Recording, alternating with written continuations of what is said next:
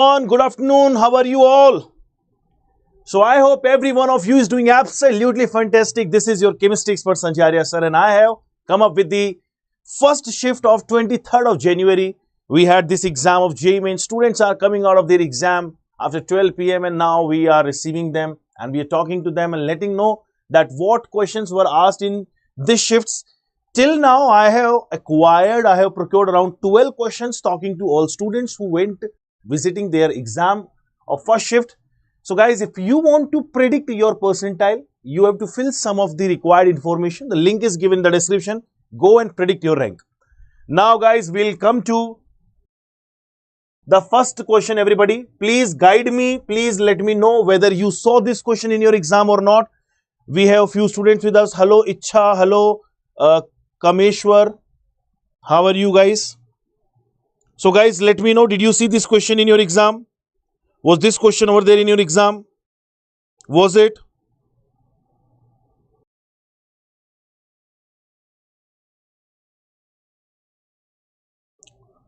Fine. Okay. Seems like this question was there. Okay. Thank you, Kanish. Thank you. So let's see how are we going to do this question. So exactly the same thing was there, everyone. Was it the same thing that we see here? Same reactions were there. So, okay, now let's come to the Schwarz reaction. We all know what is Schwarz reaction.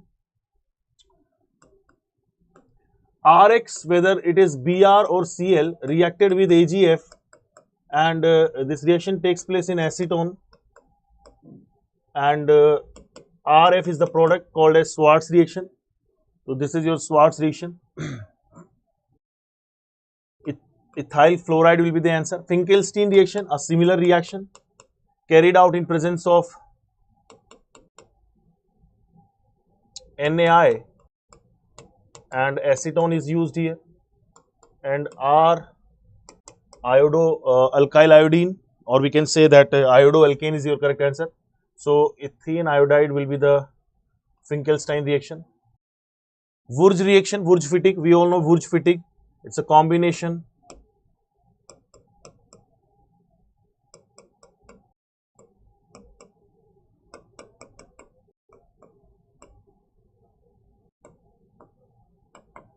of alkyl benzene.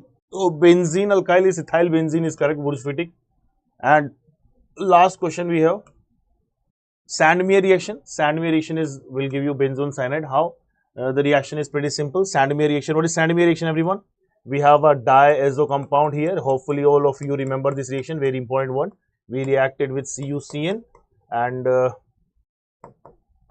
along with HCl, or let's say HCN, even Cl is fine. So this is your product with cyanide. All well guys, that was your question. Hopefully you all have attempted it well, and I don't see any kind of difficulty in this question. So personally talking to me about the difficulty level of this question, I'd like to give it like 2 out of 5, 2 out of 5 or 2.5 out of 5.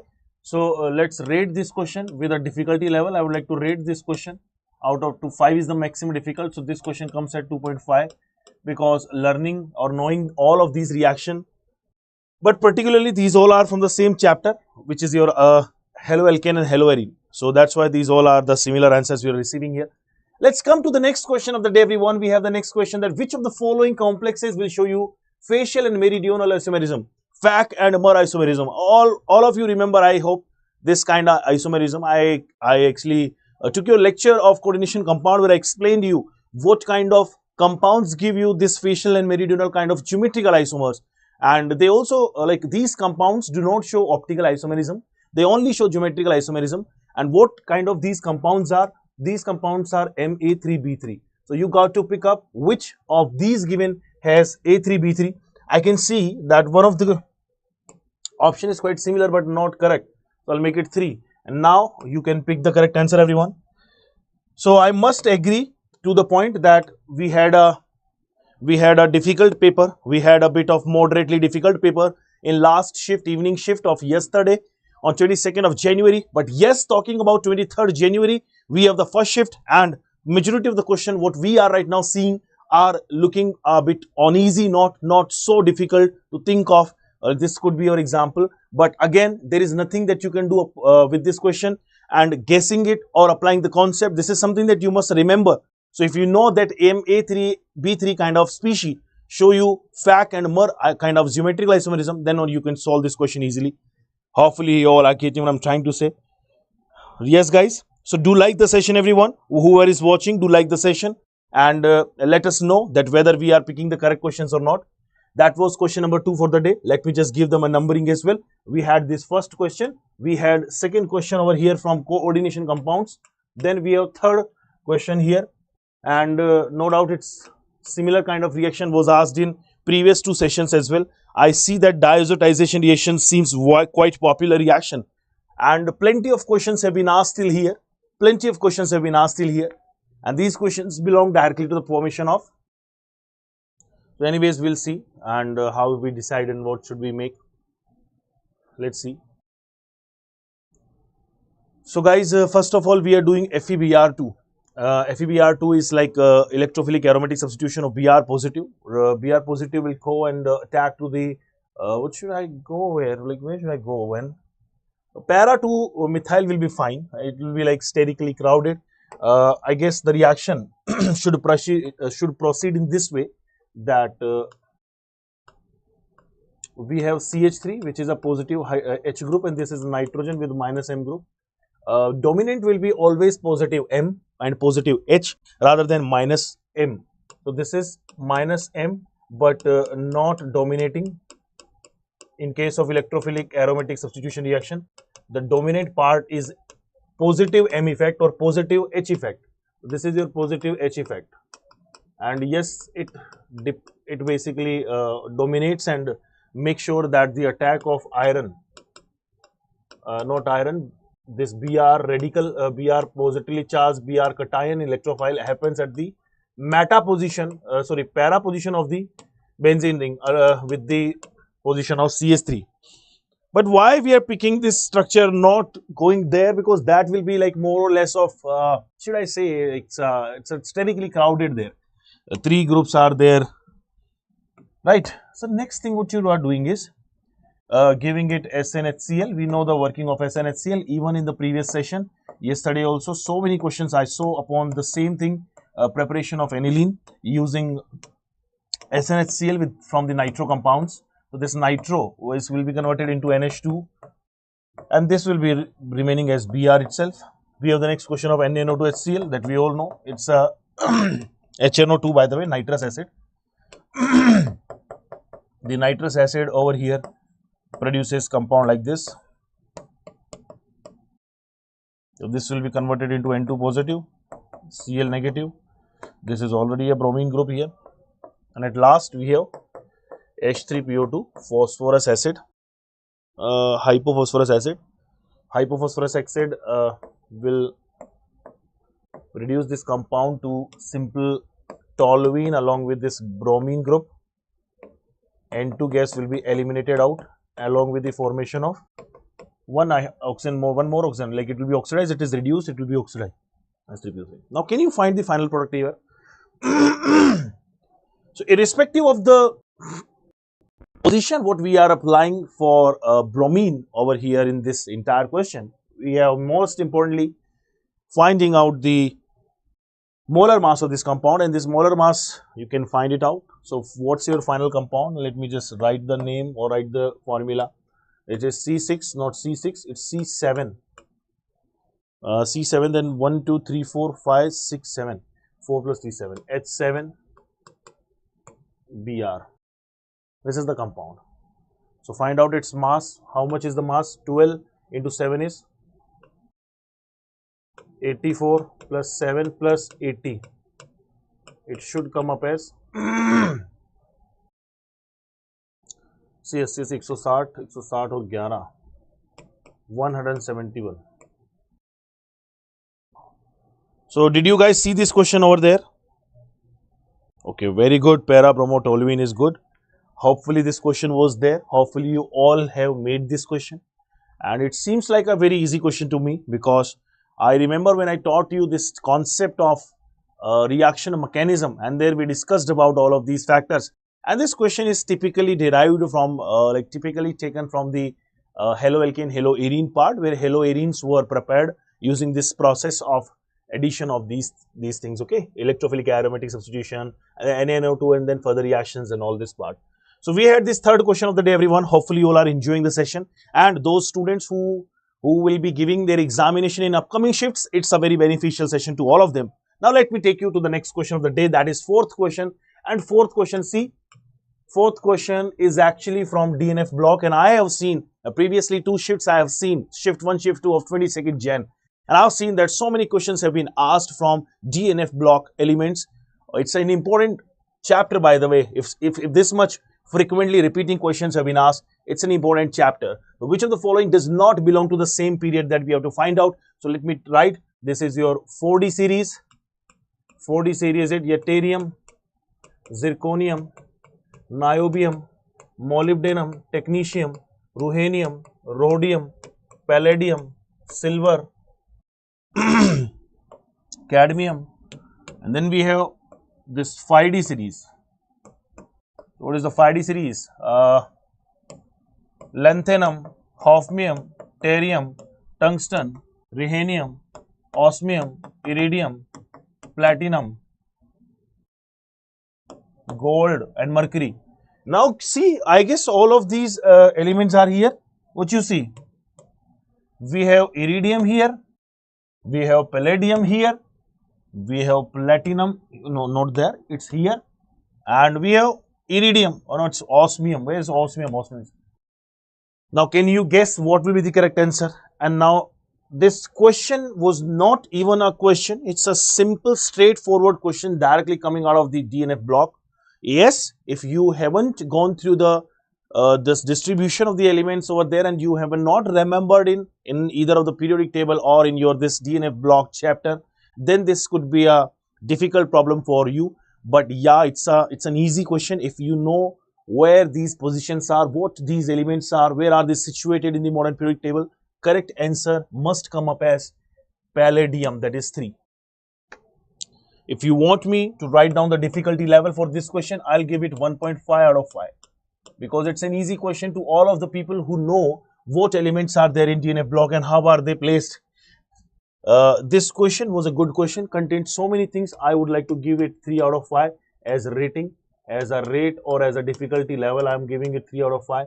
We had one more question over here, to which I would like to give it 2 out of 5, because it's a simple rote learning thing. It's a simple conceptual based question. If you know about it, you know, then you can pick the correct answer. If not, you can't do anything. Now guys, let me give this cheer. Let me know whether you have seen this question in your exam. Was this in the first shift of 23rd Jan? What question was this? Fourth. We have the fifth question of the day then. We are having the fifth question with us, everyone, and I want you people to respond me whether this question was there or some another, should I say, what some another were there, another questions were there. So aniline. So guys, what is the Hinsberg reagent test? 1 degree and 2 degree amines, whether they are aliphatic or aromatic, they react with the Hinsberg reagent, which is benzene sulfonyl chloride, forming the compound, and this reaction is only given by the 1 degree and 2 degree amine. Now please find out where can you find the 1 degree and 2 degree amines. If I talk about aniline, which is 1 degree, absolutely, we have N-dimethyl aniline. So aniline is already there, one phenyl group is there, and you right now have added 2 methyl group. Are you getting me? So like this is your CH3, this is your CH3. It's a tertiary amine. Now tertiary amines do not give this reaction. 1 degree may give this reaction. We have a second degree amine as well with us. We have a second degree amine where two phenyl groups are connected to the nitrogen atom. We have a methyl amine as well. Methyl amine is, you know, amine. What is amine? And amine with methyl. What methyl amine is? CH3NH2, and which is also 1 degree. I guess. Let me pick the correct answers here. D must give it, and A must give it, and C won't give it, and B won't give it. Now, okay, no. If A and D is any option, if A and D, no, then AC and D is the only option. Then pick option number 2. because this could be a very hindered nitrogen to be attacking upon the sulfonyl chloride as a nucleophile, and I personally find that because of its bulkiness this reaction might not yield you what you require. But depending upon the options, I do not see any of the option which is including A and D, and sometimes we have to take such kind of actions depending upon the questions and the options given. We have to pick the answer, so the correct answer should come up as A, C and D, and the correct option will be option number 2. Do let me know if you people are getting me. If anything is missing and you want to ask me anything, do let me know, everyone. I'm available over here. And thank you, Kanish.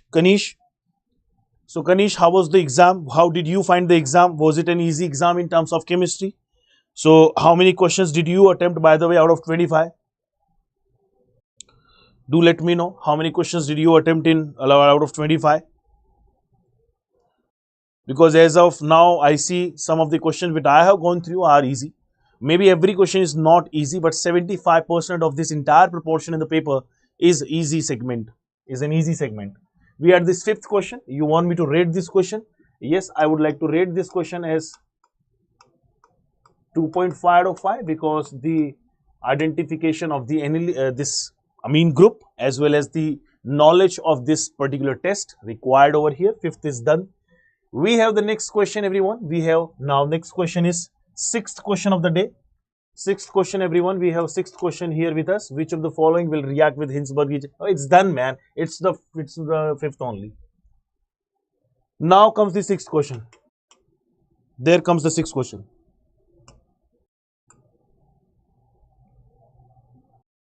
Sir, my exam is tomorrow for shift. Okay. So Abhimanyu, now you focus what kind of questions have been asked, and by this time don't you study too much of the things and some unnecessary thing which you will introduce right now. I will not take you to be the master in that particular concept. So now whatever you have, just rely on that and try to take an idea how the questions have been asked in these going on shifts, so that you can also know. By the way, Abhimanyu, what is your shift? It's first shift or like morning shift or evening shift? It's morning or evening shift, let me know. So now guys, let's come to the question. Until then, they reply. So we have how much of the weight of bromine is required to convert 2 gram of phenol into 2,4,6-tribromophenol. So first off, very all, we must know how much of the bromine we are using. So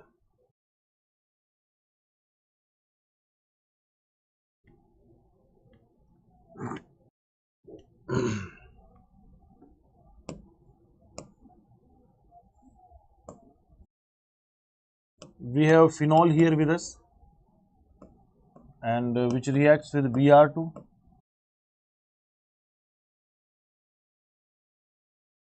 and it produces this white precipitate of Br and Br to 4,6-tribromophenol. How much of the weight of bromine is required? And this has been given to us 2 gram. And we have to find out what? Like this is how much. So first of all, we got to balance this reaction. What do you think? It's a... So mine is on 28th. Some tips for revision. Revision must already be done till now, but 28th, we something 28th is the date. We have like 5-6 days with us. If you have short notes with you, just quickly revise everything and try to do P by Qs as much as possible, and that's the only thing that you can do. And don't interrupt, don't introduce unnecessarily new things or new chapters or any concept that you haven't undergone till now. So that is my piece of advice for you, Kanish. Okay guys, so do watch this question and let me know what we are gonna to do in this question. So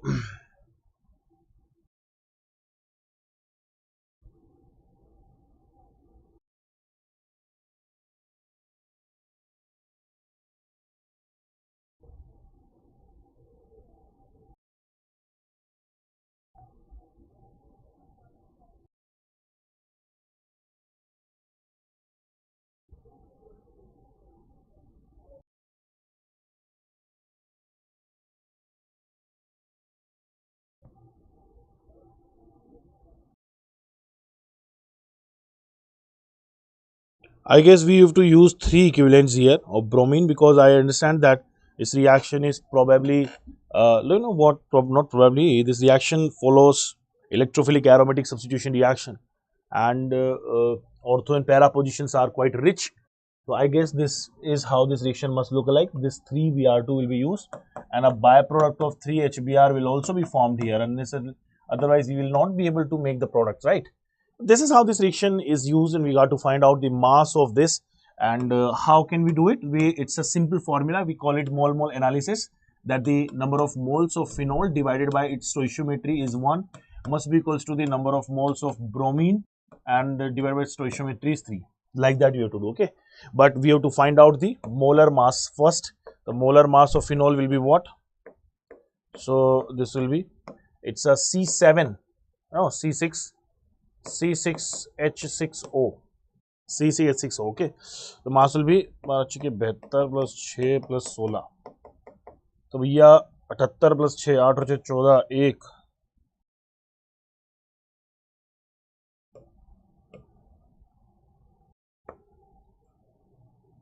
94 gram per mole. Now we know everything. Just put the formula, get the answer. How many number of moles of phenol has been asked first of variol, which is like 2 grams divided by 94 is equals to the number of moles of bromine upon 3. So we have number of moles of bromine as 6 by 94, and the mass of the Br2 which is needed, the mass of Br2 will be what? How much is the mass of bromine? 80, 80 into 2 is 160. So 6 into 94 into 160, and that is your correct answer, guys. Gram per mole, not per mole, this is the gram.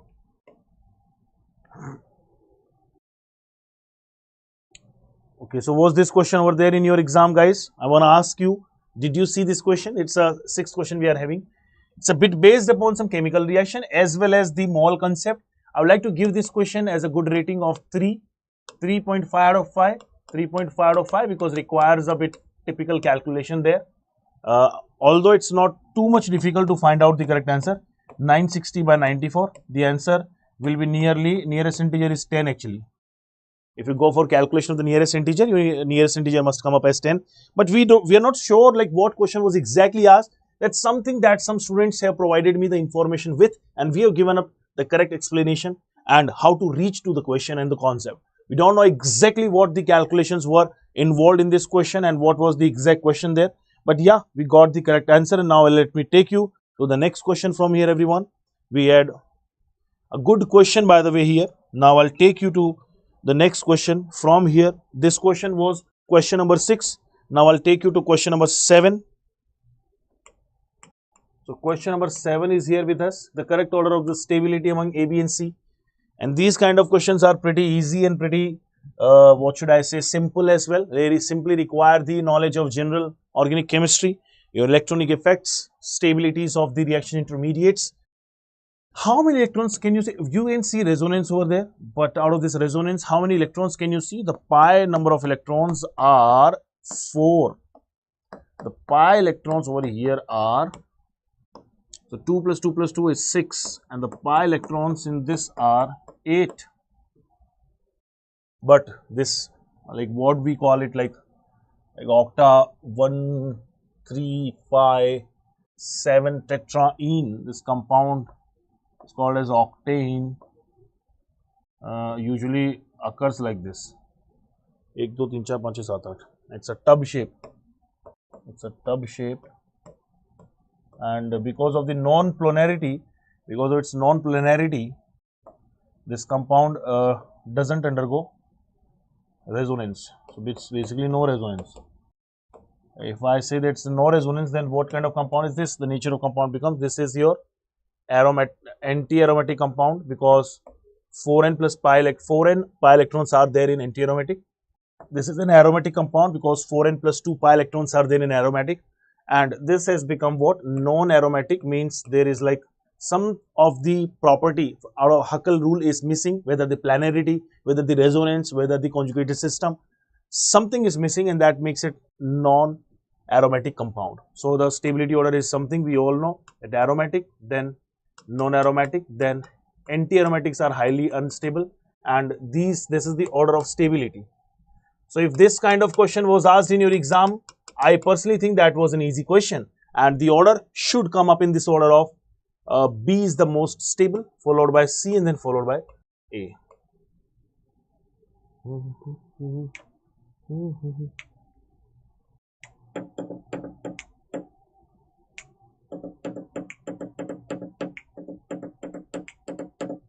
Absolutely, C is non-aromatic. So what question was this? Which question was this? 7th. That's good. We have 8th question, everybody with us. We have the 8th question. And guys, don't mind if somewhere you find that sir has committed some mistake and posted a wrong answer, because the detailing or the knowledge of the question what we have is taken from the mind and memory based questions, and this is from student side. So there is a possibility that there could be an incorrect calculation as well, and might be changed in the main exam when the exam paper will be out. But don't worry, it's just for giving you an idea what questions have been asked, how to approach these questions, and what should be your way of approaching. Let's come to the 8th question and calculate the number of T2G and Eg electrons in cobalt 2 positive having the Bohr magneton of 3.8. That is our magnetic moment over here, and cobalt 2 positive is, what is the configuration? 3D 7 4s0, and we have to make 3 unpaired electrons. Okay, see, we have to make 3 unpaired electrons there. What should we do to make 3 unpaired electrons over here? How? Because this is the magnetic moment mu, and it suggests us that the value of unpaired electron is 3. So probably we have to arrange them in such a way that the number of unpaired electron become 3. So I guess 1, 2, 3, 4, 5, 6 and 7. That is how we can do it. So when is it possible? Whenever it is like when we are given with weak field ligand, whenever we have what? Weak field ligand, then only this kind of arrangement can be seen. So the question is to calculate the number of T2G and Eg electrons in cobalt. So number of T2G, and I don't know what is it asking. Number means it is adding them or no, I don't know. But number of electrons, if we talk about in Eg, are 2. Number of electrons in T2G are how many? 5.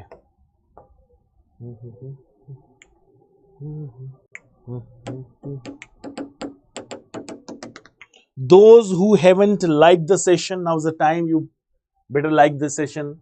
We have done 8th question till here. 8 questions हमने किए दोस्त. Let's come to the next question. Which of the following pair of ions in aqua solution show same color? Another question, a direct question from DNF block. So DNF block has rocked this time, and I've seen so many questions from DNF block, and not just here but also in yesterday's session I found some of the important questions from DNF block. So guys, what should be the correct answer here? So we have which color? Even I have no idea what color is there, but I think chromium and copper have Cr2 plus and they have some blue color only, and that could be a correct answer. Nickel 2 plus has some pink color, I guess. Manganese 3 plus has a bluish color, but iron 2 plus has a let's see. So there you can find the color. We had titanium 3 plus. Titanium 3 plus is something. Titanium 3 plus is purple, but it is colorless. So see, colorless, and we have vanadium here, which is blue. So this is incorrect. Chromium 2 plus, how chromium 2 plus looks like? Blue.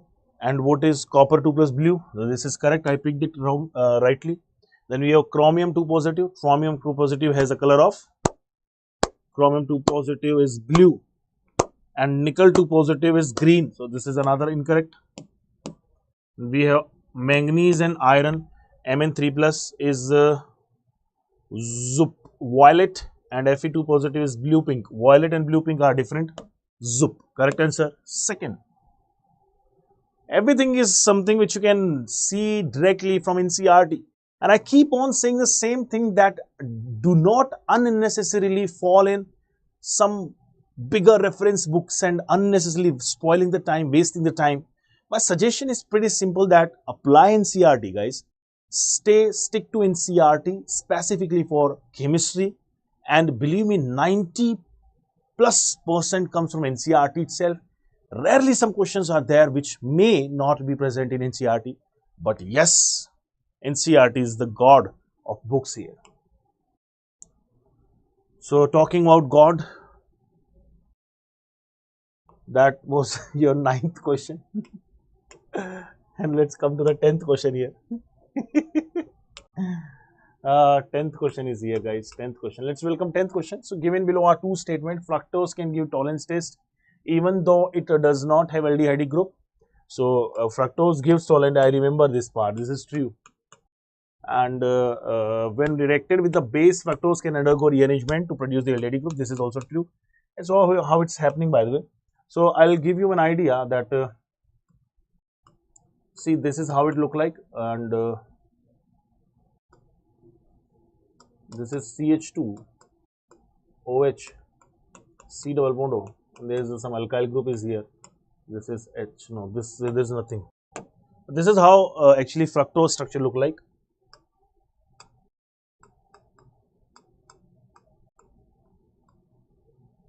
So if it is given with the basic medium, basically medium, what does it do? Okay, it has the acidic hydrogen there, and this hydrogen comes here, making it OH, gets it converted to CH2OH. No, it's CHOH. This is double bond C, this is OH, and this is some alkyl group. So this was your keto part. This is the enol part. Tautomerism has happened. But if you apply one more, this hydrogen may go. Now it has become acidic, and this is how it look like. So your final product of this tautomerism will be carbon single bond carbon, and there is a C double bond OH. This has become CHO. We have OH group here, and this we have hydrogen here. This is an alkyl group, and this has become what? Glucose. So remember this part where we get keto group of fructose converting into glucose, and yes, glucose with having the CHO group not just give you tolerance test but also gives you Fehling solution test. So correct answer should be both of them are correct, and I guess it's a correct statement as well. So where do you find the correct statement? So statement 1 and 2 are correct. Option 3 is correct. Even the correct statement is the correct explanation as well. I'll take you to the next question from here then. What question was here, by the way? This was 10th question. Then we have 11th question, guys. 11th question. That SO2 acts as an oxidizing agent and not as reducing agent. And I personally think that it's a false statement. This is the only correct answer. So A is the correct answer. See, first statement itself has come at the correct answer. How we can predict it using this SO3, SO2. SO2 has what? Positive of 4 oxidation state. So guys, if it works as a reducing agent, itself will be getting oxidized. If it is working as a reducing agent, oxidation will occur, and it will be going to, let's say, SO3, which is having a positive 6 oxidation state. And if it works as an oxidizing agent, then it must reduce itself, then reduction will happen, and it can go to even sulfur, or sulfur has a 0 oxidation state, or sulfide also it may go under. So there are like plenty of things that can be done, but it's an intermediate oxidation state can lead you to form like work as an oxidizing as well as reducing agent. Okay, now come to the next question. We have NO2 exists as a dimer. We already have seen the structure of NO2. It has a 1 electron, and there is a this is the structure that look like, and this 1 electron makes it unstable, a bit unstable, and whenever it comes in the contact with this, and they form a bond, and then it becomes what? Dimer, and it exists as dimer as more stable. So this is true statement. PFI exists, NFI doesn't, because nitrogen and all the second period element K2P, there are like total 4 orbitals that can acquire the number of electrons and can mutually share in the atomic orbital overlapping and can form only 4 bonds at max. Then we have PH3 has lower proton affinity. That means if you make PH3 and you make it reacted with this, it will form PH4 positive. NH3 and then H positive make it attack with, it will give you NH4 positive. So the thing is this attack is pretty simple. So this is happening from 2p and 1s. So 2p and 1s or by overlapping will be a pretty simple and easy rather than this going over there, and this is 3p and 1s. So I guess this is preferred more, and it's another true statement. First is the correct answer. So okay, we forgot to rate the question. So I don't know how this question was exactly in the exam, but if it is like this, what we have been like we have got it from the student side, then it's an easy question, and I must give it like 3 out of 5 by thinking that every statement requires an individual knowledge from the P block. Let's see. Now I guess we have the final question of the day, and final question as of now, and I'll procure more questions for you, and I'll be coming up right after the one small sessions from mathematics and physics. So we have a question that FeO4 2 minus goes to positive 3 and then leading to something, and let's see. So guys, these kind of questions have been done in electrochemistry from us a long back, and so many times in fact. So I must start solving this question, and this is what it is happening. So if iron is in what oxidation state? We have a positive. So iron is converting into iron 3 plus.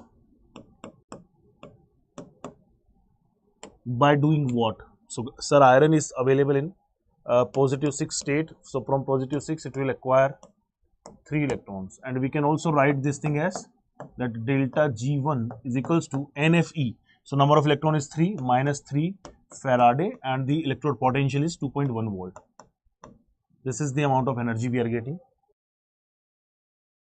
Do the same thing in the second step as well. So from iron 3 positive, we are going to iron 2 positive, and for this process what we need, and it's positive 3 to positive 2, it will acquire 1 electron here, and then goes to delta G2 is equals to minus का 1 Faraday into electrode potential is 0.7 volt. So this is the amount of energy of delta G1 and delta G2. So you do one thing that you got to make it converting from this to this, and even the number should be the same number, as in I'm talking about the, actually I'm talking about nothing. So just simply make it FeO4 2 minus, and then it becomes what, 4 electrons, and it reaching to Fe 2 plus, because 3 plus will be deducted out from here and here. So that's the equation we are getting. Now using this equation we can make the value of delta G3 is equals to delta G1 plus delta G2. How much is delta G3? It's number of electrons, negative 4 Faraday into electrode potential that we have to find out, must be equals to let me just simply write it E cell, and this is converting into like delta G1 is what, minus 3 Faraday into 2.1. So let's just solve it. 3 into 2 is 6.3, negative 6.3 Faraday, and that also comes in negative of 0.7 Faraday. This is 7 Faraday, by the way. So your correct answer should come up as, so your E of the cell, sorry, E cell converting Fe2O4 FeO4 minus, sorry, 2 minus to Fe2 plus will be equals to how much? This is 4 by 7, no, 7 by 4. 7 by 4 is the correct answer, and it will be 1.75 volt. So that's it guys, and I hopefully you all are enjoying the session. And can you find the difficulty level? It's just 2.5 out of 5 because it's an easy question, and I have rated very well of 2.5 out of 5. And that's it for the day. I have this much number of questions. I will procure more number of questions and will come back soon. And until then, let me invite your most beloved mathematics wizard sir. We have Ayush Patni sir with us. Let me invite and let me call Ayush Patni sir from here. Okay, stay tuned everyone. Just stay tuned. Stay here.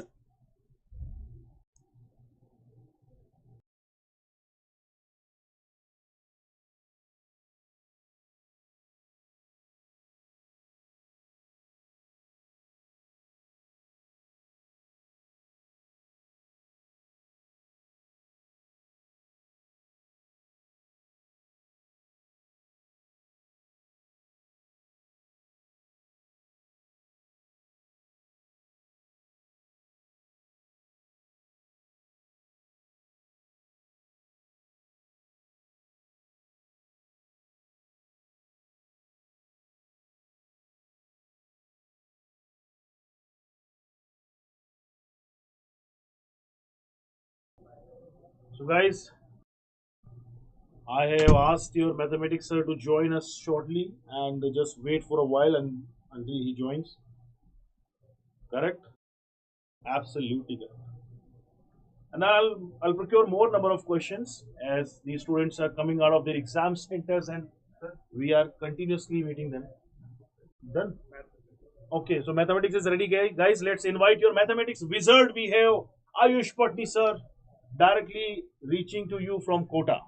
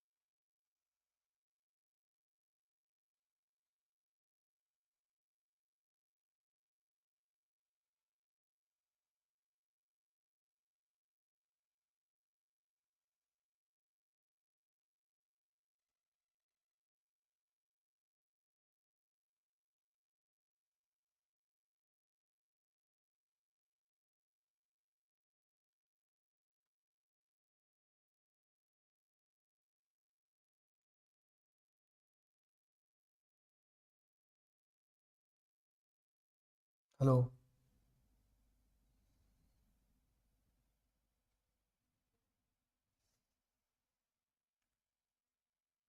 Hello, hello. I hope I'm audible now. Sorry, I think there was some issue. I'll just check also. Can you please confirm? Somebody please confirm if I'm audible. If you're listening, just write audible. I was facing some issue with the audio. Yes, great. Bhaskar is saying audible. Awesome. So, yeah, second day, and we have some questions from the second day also. Yesterday's second shift, if we see, was comparatively more difficult than the first shift. And today also, people are assuming the same, people are guessing the same, that it's going to be, the second shift is going to be uh, on the more difficult side as compared to the first one.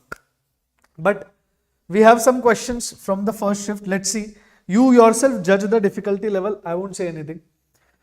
Some of the questions which are almost exact, uh, uh, uh, similar or exactly same as the questions which have appeared in JEE 2025 of 23rd Jan first shift. Okay, this is one question. Area of the larger region bounded by the curves y equal to. So, see, today we are going to see more of area under the curve and integration questions. So, paper is from yesterday it is more difficult today. But anyway, if somebody is fully prepared, then there is not going to be any problem. It's not going to be a difficult paper. Area of larger region bounded by y equal to x mod of x minus 1 and x square plus y square equal to 25. So x square plus y square equal to 25 is a circle that we know. X square plus y square is equal to 25 is a circle, right? Center 0, 0, radius 5. What is this? Y equal to x minus 1. So if center is 0, 0, that means coordinate at axis will be over here. Y equal to x mod of x minus 1. Y equal to mod of x minus 1 will be something like this. Right? This will be 1, 0. Y equal to x minus 1 and y equal to minus of x minus 1. It will be like this. Sort of. Now, which region are they talking about? First of all, that is a question, because question doesn't look very clear. According to the question, which region are they talking about? Larger region bounded by the curve. Larger region bounded by the curve. That's what they are asking. If we talk about these points, what will be this point and this point? If we talk about these points, we'll have to solve the curve with the line, the curve with this curve. Both the curves will have to solve. So x square plus y square, y is mod of x minus 1. Mod x minus 1 whole square is equal to 25. Here we are going to get 2x square. 2x square minus 2x plus 1. Right? So this is equal to 25. Equal to 25, so we are going to get 2x square minus 2x minus 24 equal to 0, which is x square minus x minus 12 equal to 0. 3 and minus 4. So 3 and minus 3 and 4, x will be equal to minus 3 or x will be equal to 4. So this point will be minus 3 comma something, and this point will be 4 comma something. This point will also be 3, 0, and this point exactly will be 4, 0. This much we can comprehend. If they are talking about this particular region, if they are talking about this particular region, right? I think this region only they are talking about. So this region area will be area under this curve minus the area of the triangles which are forming this triangle and this triangle. Right? Area, which will be the larger area? This will be the larger area, no? This will be the larger area. Right? Rest of the area will come under the line. This will be the larger area. So how will this come?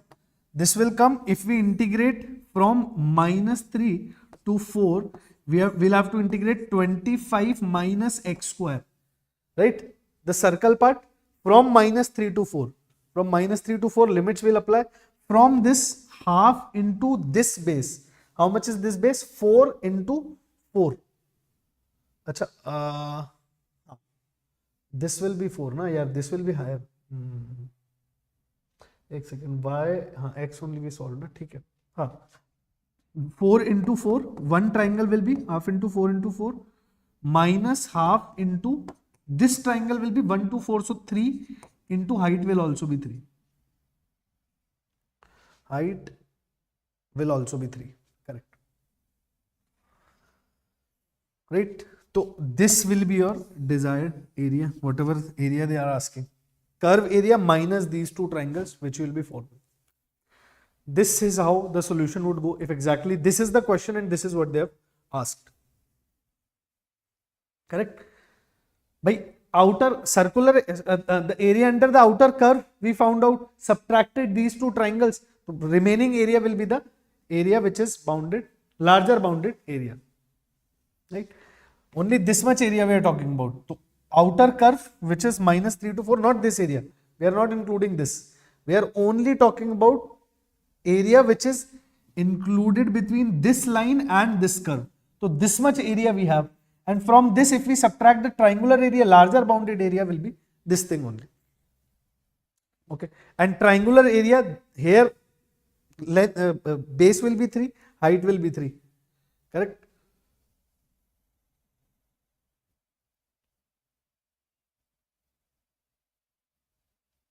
How else can we see that base and height? Let's wait for a couple of more questions.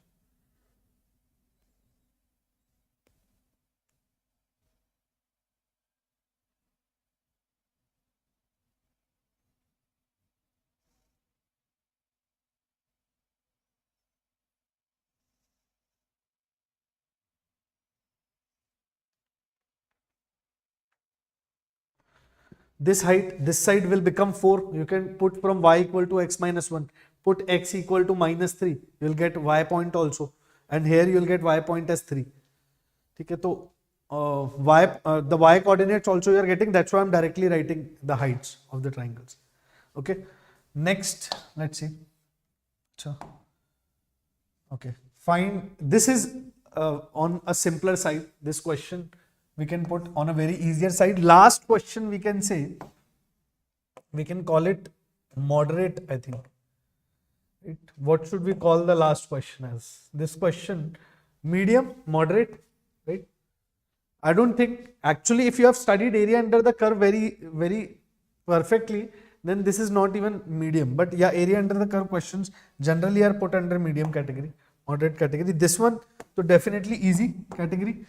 Looks like a direct question. Sine of 70, cot 10, cot 70. So first thought which comes in everybody's mind, let's go with that thought only. Let's try to convert it into sine and cos.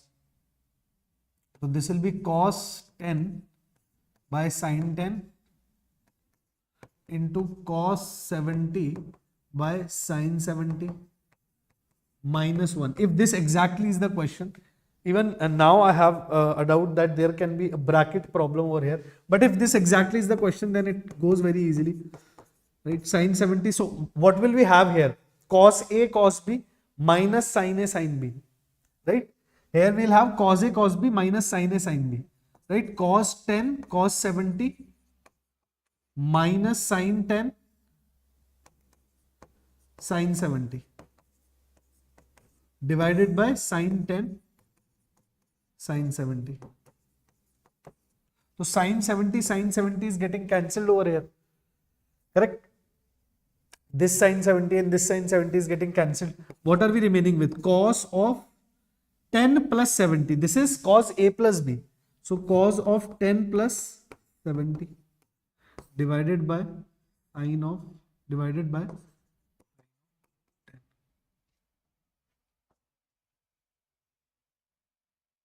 These two are equal. So answer would be exactly equal to 1.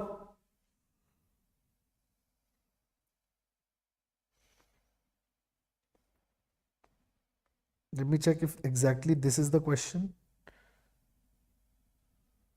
Yes.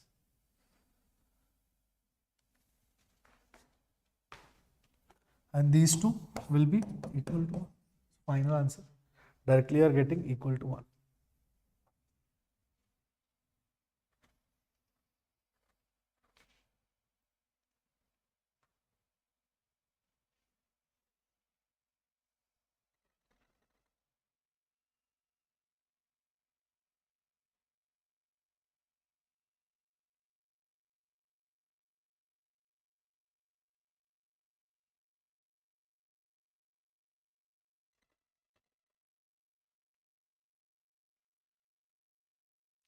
If this exactly is the question, then we can put this one into an easy category. Correct? Because what was there? A bunch of formulas. This is cos 80 and sin 10. You know, right? Cos 80 and sin 10 will be equal.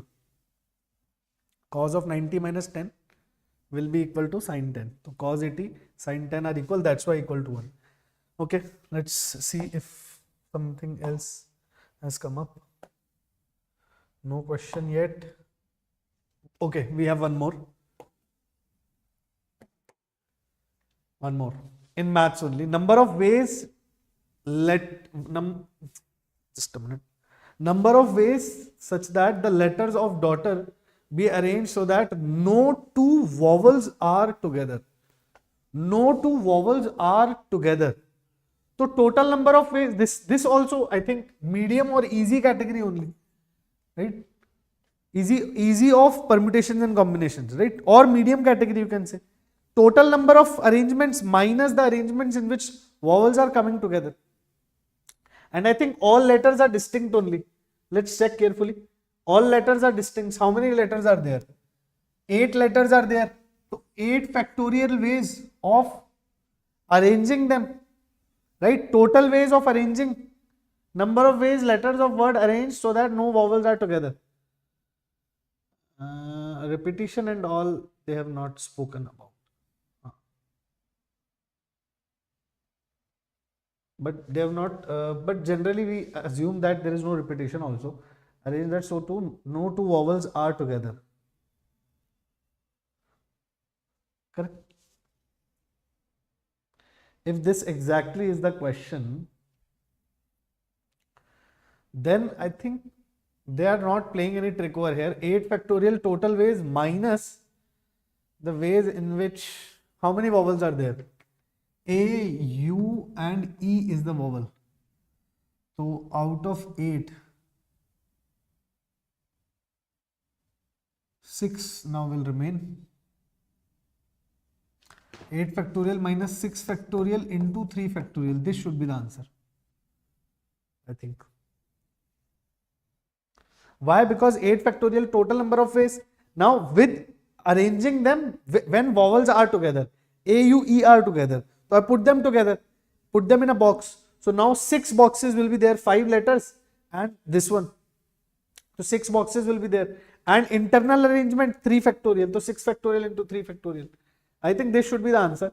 Until unless they are talking about repeating also, repeating though they cannot talk about, but no two vowels are together. I'm thinking, can there be any case in that? No two vowels are together. So 2 or 3, बात तो एक ही है.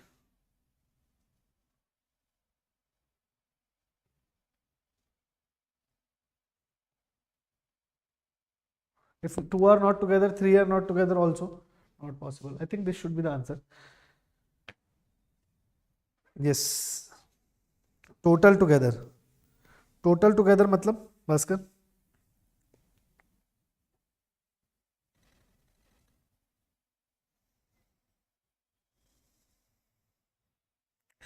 Not getting your point. Total together means,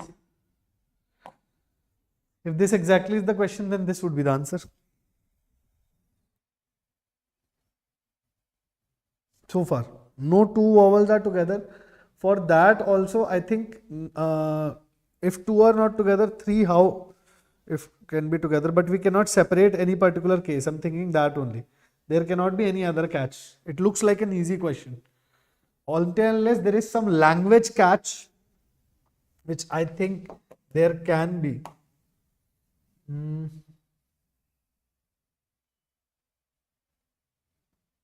All three are together, then also two are together. Two are together, then one is separate. Okay. Then also. So I think even if there is some language catch, no, if all three are together, two are automatically together. So 8 factorial minus 6 factorial into 3 factorial. This would be the correct answer. Let's calculate this also. So 6 factorial will come out common, and 8 into 7 minus 3 into 2. 56 minus 6, 56 factorial, 250. This looks like a very big answer then. 120.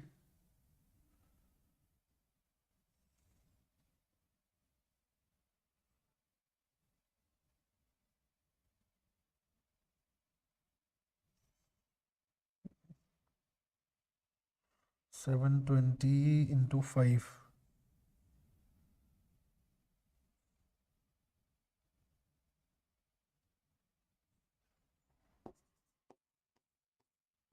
I think 3600 should be the answer.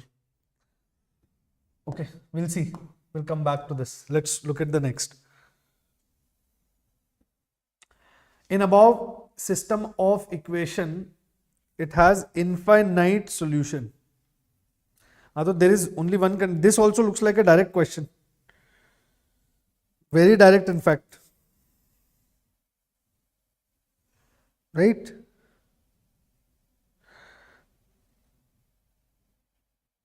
In fact, very direct question this is.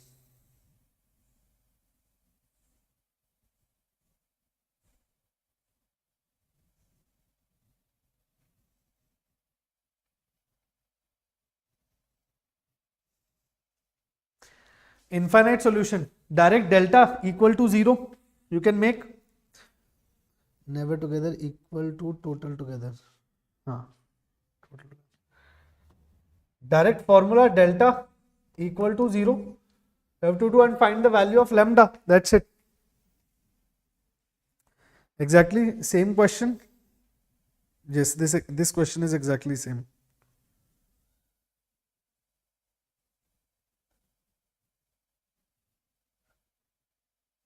No, there is something different. No. This question looks like different. Lambda's values. I am having a different question in my phone, which I have received, and this is something different. Okay. Anyway, whatever is the question, actually in some data, these values are given over here. Not everywhere we have lambda.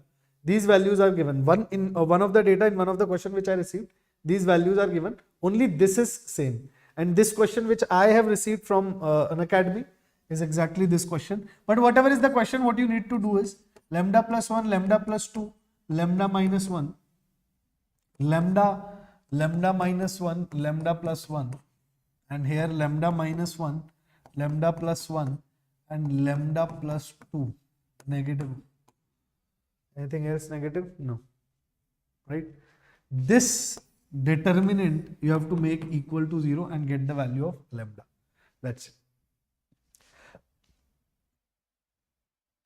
But I think this is not exactly the question. They won't make you do this much of calculation. I think values were given over here. Right? Some values were given over here. Then only, otherwise this will become a very big quadratic. The question which I have in that, this is 2, this is 3, this is 2x plus 3y plus 5z, and this one is x plus 2y plus 6z. So confirm once. Basically this solution is very simple. Delta you have to make equal to 0. This determinant should be equal to 0. Determinant of the coefficient of x, y, z in the 3 rows. That's it. This should be equal to 0. Directly you will get lambda, but this will involve a lot of calculation. Try solving this. Right? Even if, there is a chance that this can be solved very easily also. There is a chance this can be solved very easily also, because lambda plus 1 is here. Then it will require calculation. So I don't think exactly this is the question. There must be some values over here. Okay, let's move ahead. This is again simple integration, variable separable form you already have, right? You already have in variable separable form, right? This question easily you can solve. You'll just send 7 plus e to the power 2x dy equal to 1 plus 2e to the power 2x into y plus 3, right? So this is dy. Now what? You'll just take dy by y plus 3 equal to 1 plus 2e to the power 2x upon 7 plus e to the power 2x, right, into dx. So you already have in variable separable form. Now integrate both the sides. Here you can take e to the power 2x as t, and this will also be easily integrable. Y of 0 is given to you equal to 5, so you can find the integration constant, and then y of ln 2. Following that, you can easily find this. We can, because it's a differential equation question, we can put it into medium category, but not difficult, because directly variable separable form is quite visible. Integrate both the sides. Integration is also in fact easy. Integration also over here in fact is easy. So I'm from class 7 going to class 11 to class 12. Good bache, watch this. This will be useful for you. The range of values of A. One more question we have. The range of values of A for which 5x cube minus 15x minus A equal to 0 has 3 distinct solutions. So here in this question, I would like to put it into hard category. Why? Because in these type of questions, students will take these concepts very lightly. They'll study calculus and everything, continuity, differential utility, limits, everything they'll be able to apply. But simple concepts. Here very simple concept we are supposed to use. What?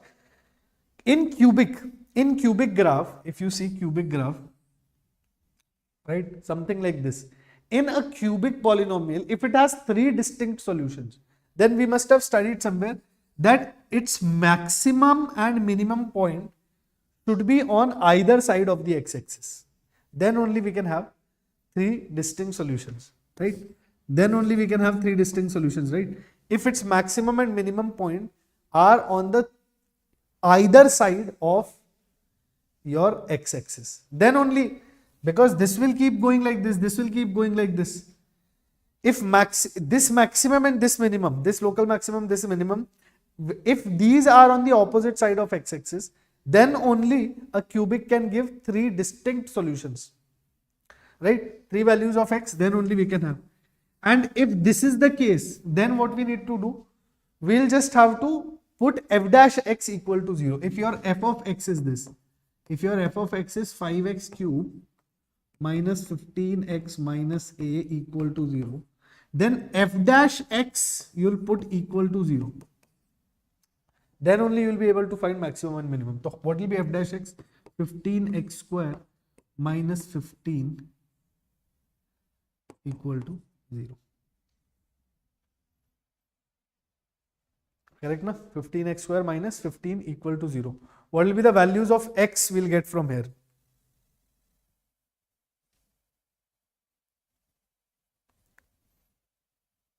Plus 1 and minus 1.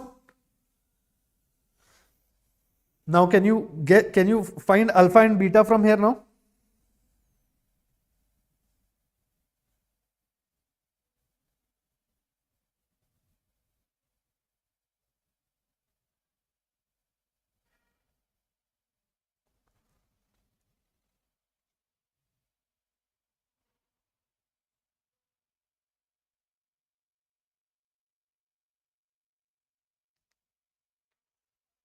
Can you find alpha and beta? How will we go for alpha and beta?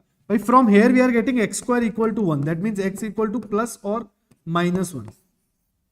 X equal to plus or minus 1. Just now I told you, right? Maximum and minimum should be on the opposite sides. Correct? So suppose if this is the graph, again I'll tell you, this is the graph. 1, 0 is this. Plus 1 and minus 1 are the zeros. So 1 will get over here. 1 will get over here. So this will be, let's say minus 1, this will be plus 1.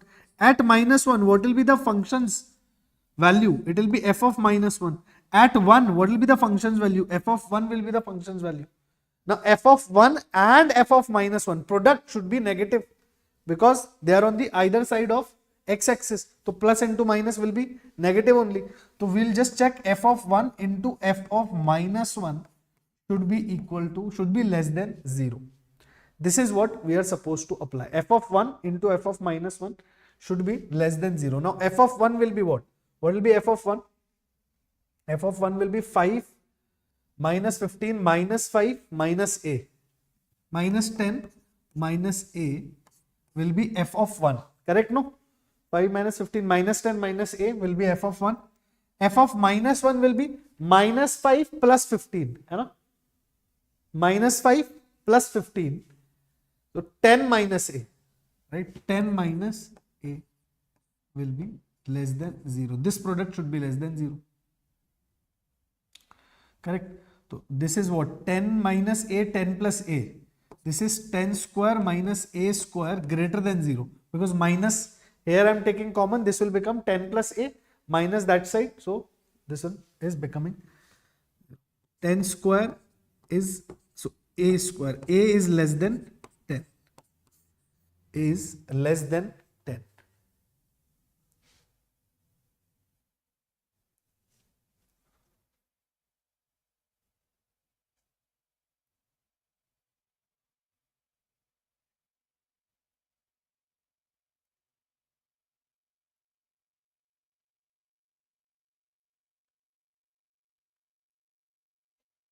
Or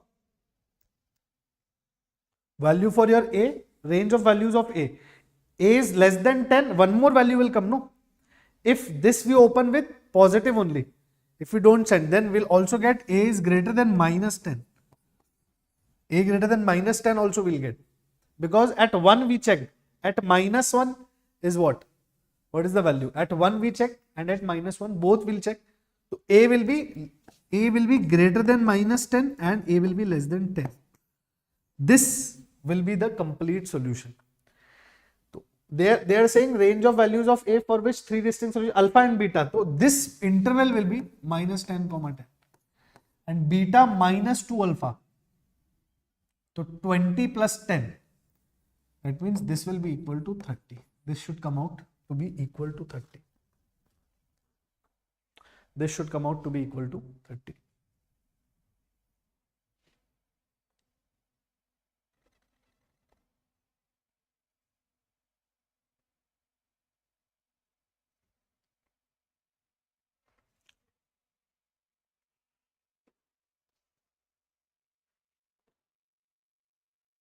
Correct? Any problem? Any confusion?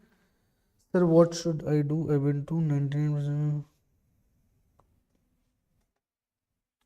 Bhaskar is saying I want to get 99 percentile and above. Study beta. That's it. I don't think anything wrong with we are doing. Minus 10 to 10 only it will be. Okay. 10 square minus a square greater than 0.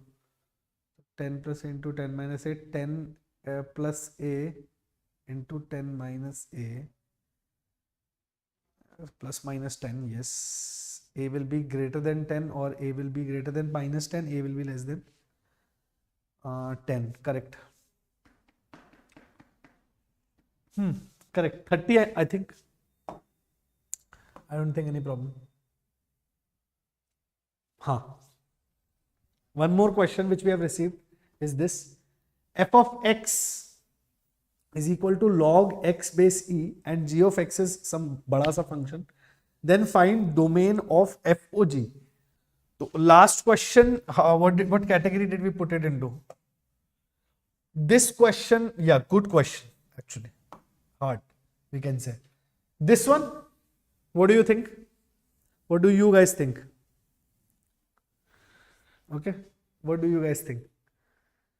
Bhai, it is asking FOG. First, let's check what will be FOG. FOG means f of x is what? F of x is log of x base e. This is your f of x. So now if we want f of g of x, if we want, then this x will become g of x. So basically, instead of x, g of x will go. It will be like this, log of g of x base e. It will be like this. Okay. So one thing, then question becomes easy actually. Why? Because one thing we know about log is that this function should be greater than 0. If it is log, then this function should be greater than 0. Pakka. Then this entire thing x to the power 4 minus 2x cube plus 3x square minus 2x plus 2 divided by this thing 2x square minus 2x plus 1. This should be greater than 0. It's if gx is inside log, then this should be greater than 0. And from here we'll be able to find domain values of x only. Now this we have to solve. This is the inequality which we are supposed to solve. Rest understanding of the question is done. By looking at the question, after you have understood this, then the question is easy. Only this thing you have to understand, or you have to comprehend that because this is inside log, it will be greater than 0. Okay. Sir, important thing to do in class 12 in JEE preparation, give me any advice. In class 12, beta, keep revising your class 11 because we are seeing class 11 ka weightage is also a lot. Right? Don't forget to keep revising class 11. That's the main tip I would say. Every day or every week, keep some time for class 11 revision also. That's how you'll be very strong. Chali. Now here also, if we look at now, can we send this on the right side and make it equal to 0? Otherwise it will become a, this is an inequality only, we have to factorize and see. But yeah, if we see over here, if we see 2x square minus 2x plus 1, what is the determinant over here? The discriminant over here. Minus 2 whole square minus 4 into 2 into 1. So 4 minus 3, it negative. This is coming negative, right? Discriminant is negative and A is positive. Discriminant is negative and A is positive. That means this is something like this. Discriminant is negative and A is positive. It is not crossing the x-axis. So it is always positive polynomial. This is always positive. This is always positive polynomial. This will be always positive. Why? Because its discriminant is negative, D is negative, and its A, coefficient of x square, is positive. So this is going to be always positive polynomial. If this is always, if this is always positive, okay, Baba, okay. If this is always positive, then we can send it on the right side. It will become equal to 0. Now this entire thing is equal to 0. We just need to factorize this and we'll get the domain of our function also.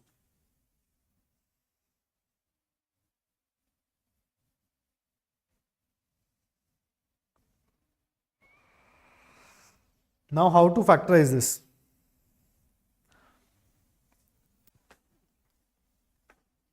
Hello, हाँ, एक कर रहा हूँ मैं, अभी है कुछ है. How to factorize this? If you write this as 1, this as 1, then you can see this is x, 2x and 1. Something we can do about it. So if we keep x to the power 4 and minus 2x cube together, let's say, and if we keep no,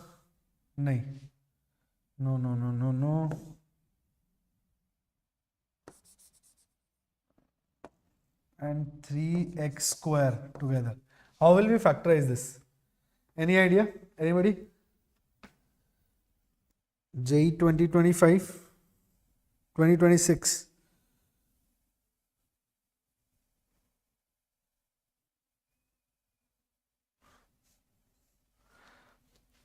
Any idea? This equal to 0.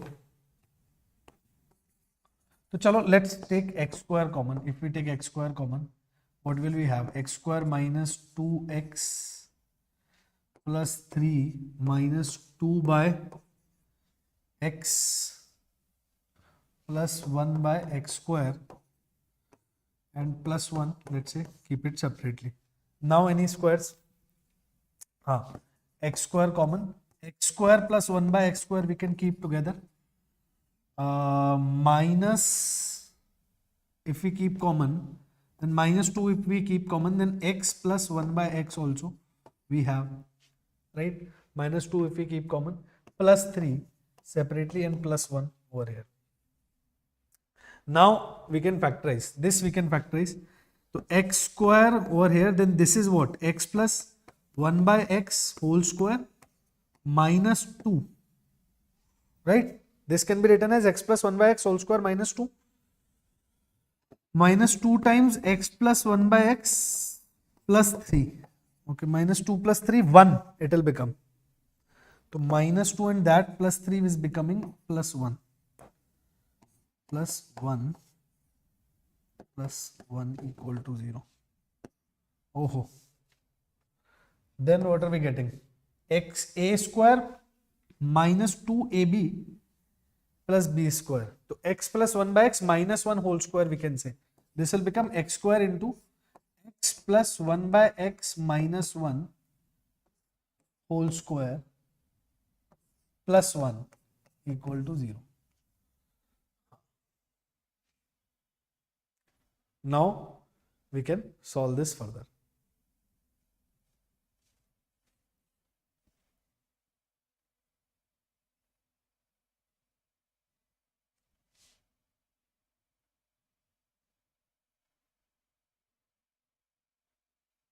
Correct, no?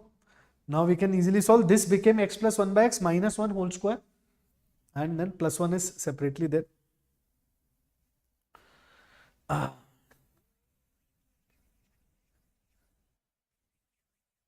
Okay, no problem. Now you'll be able to easily find domain. So this question also we can call moderate only, not difficult.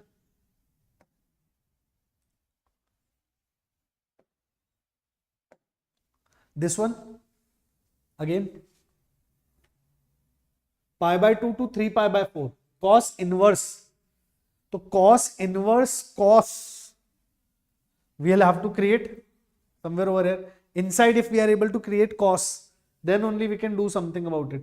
Otherwise, value if we have to find, then inside cos inverse you have to create cos, and then if it is in the principal domain, then we can open it as it is also. So best way to solve these type of questions is that you assume something for 5 by 13 and 12 by 13. It's simple Pythagorean triplet. So if you take your tan 5 by 13, so 5 by 12. If you take tan alpha as some 5 by 12, then your cos alpha will become 12 by 13, right? And sin alpha will become 5 by 13, right? If you take tan alpha as 15, this will become this will become cos inverse sin alpha, sorry, cos alpha cos x plus sin alpha sin x. Correct? This thing it will become. And basically cos inverse, what do you have now? This is cos of x minus alpha. Cos of x minus alpha. Why am I writing x minus alpha? Because x is between pi by 2 to 3 pi by 4. So alpha will be between 0 to pi by 4. Correct? Alpha will be between 0 to pi by 4. Both lie in principal domain. So this will simply come out as x minus alpha. Right? So x minus alpha lies in the domain. That's principal domain. That means it can come out as it is. And alpha we have taken x minus tan inverse of 5 by. So this will be our answer. This must be there in the options, or yeah, this must be an optional question. X minus tan inverse of 5 by 12 should be our answer. We just had to take care of the principal domain and check whether it is lying there or not. Okay. What else type of questions we are getting? Any clear question? Okay, two vertices of triangle. One more. This is not clear. Let me check. Huh. Okay, this is one question. Looks clear. Looks clear. Now it's clear. Two vertices of triangle are minus 2, 4, 5, 4, and its orthocenter is also given to us. Area of triangle is 35 and centroid is this. Then C plus 2D. Calculative question. There can be multiple ways of doing this. But yeah, it can be calculated. So let's see how should we solve it. Two vertices are given to you. Let's say 2 minus 2 comma 4 is given to you. And let's say 5 comma 4 is given to you. This one. Orthocenter is also, and its orthocenter is given to you. Orthocenter is, let's say, 3 comma 5. Okay. So one way is that we assume this as alpha comma beta, let's say, right? Because alpha comma beta, if we have, we can find centroid also. This is orthocenter. If we have alpha beta, then we can find this centroid, and C plus 2D will be easily able to find. So my thing is that if we can find the centroid, that will be better. But why have they given the area of triangle? If they have given the area of triangle, then maybe they are asking you to use alpha and beta and make one equation. Other thing you have to make with orthocenter. So let's say using orthocenter we can make something. Slope of this, if this is the orthocenter, slope of this line multiplied with slope of this line should give us minus 1. So okay, so beta minus 5 divided by alpha minus 3, this will be the slope of this line, multiplied with this slope. That means 4 minus 4, 0. Huh? Acha. Okay. Directly we are getting over here. This slope is 0. Can you see this? This is y coordinate is same. This is parallel to x-axis. This line is parallel to x-axis. That means slope is 0. Then slope of this line must be infinity. If slope of this line must be infinity, so directly we are getting the alpha will be equal to 3. Alpha will be equal to 3. Right? If this thing should be equal to infinity, then alpha has to be equal to 3.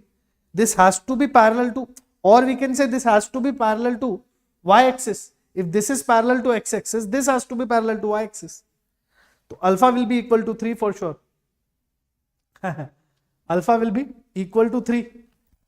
Correct? So here alpha we can write 3, comma beta we can write. Now finding beta won't be a problem.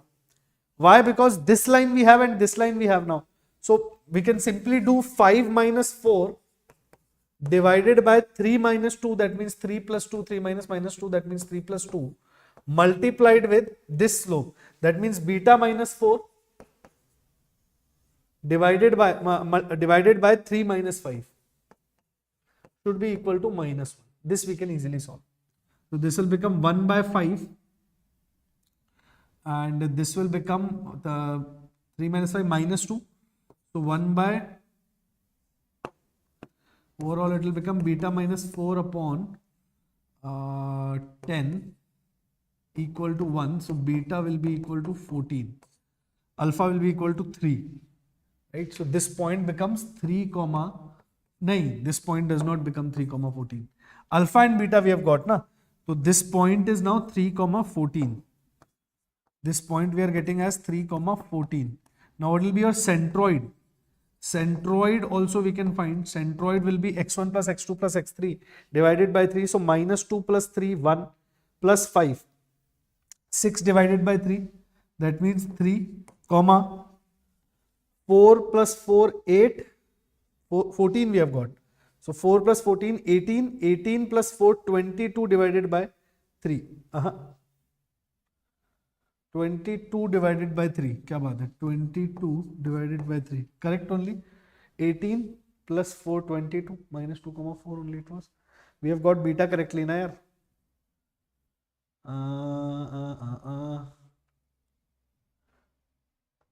Beta minus 4, 1 by 5 into 2, 10. Minus minus cancel. ठीक है, 10 उधर तो Beta is 14.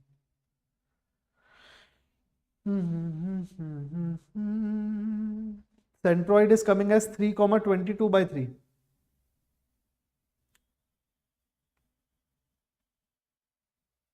2 comma 22 by 3.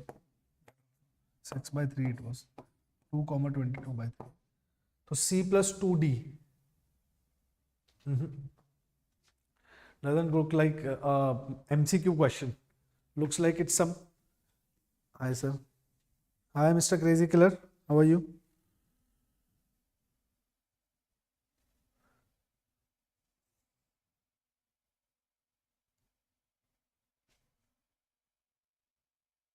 Calculation to guys is pakka correct. Calculation there is no problem. There might be some problem in the numbers which we are using, but calculation is pakka correct. So centroid you will have, and once you have centroid you have C and D. You got the idea basically. You got the idea.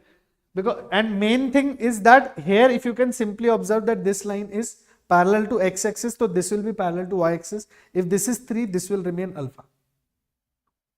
This alpha will also remain 3 only. If alpha is 3, beta you could find very easily using this, right? 5 minus 4 upon 3 plus 2, correct? Beta minus 4 upon alpha minus 5. So 3 minus 5, correct? Minus 2. Correct, I think calculation is also correct. Centroid you have, to C plus 2D will become 2 plus 44 by 3. Right? 2 plus 44 by 3 will become your answer. Let's see if we have some more. This is not clear. The question is not clear, but yeah, this looks like a simple question of integration. Not a problem. Instead of e to the power 4, you have to put, instead of ln x square, you have to put e to the power 4. Let me see if I have a clear, better image of this question. I'll write it down in that case.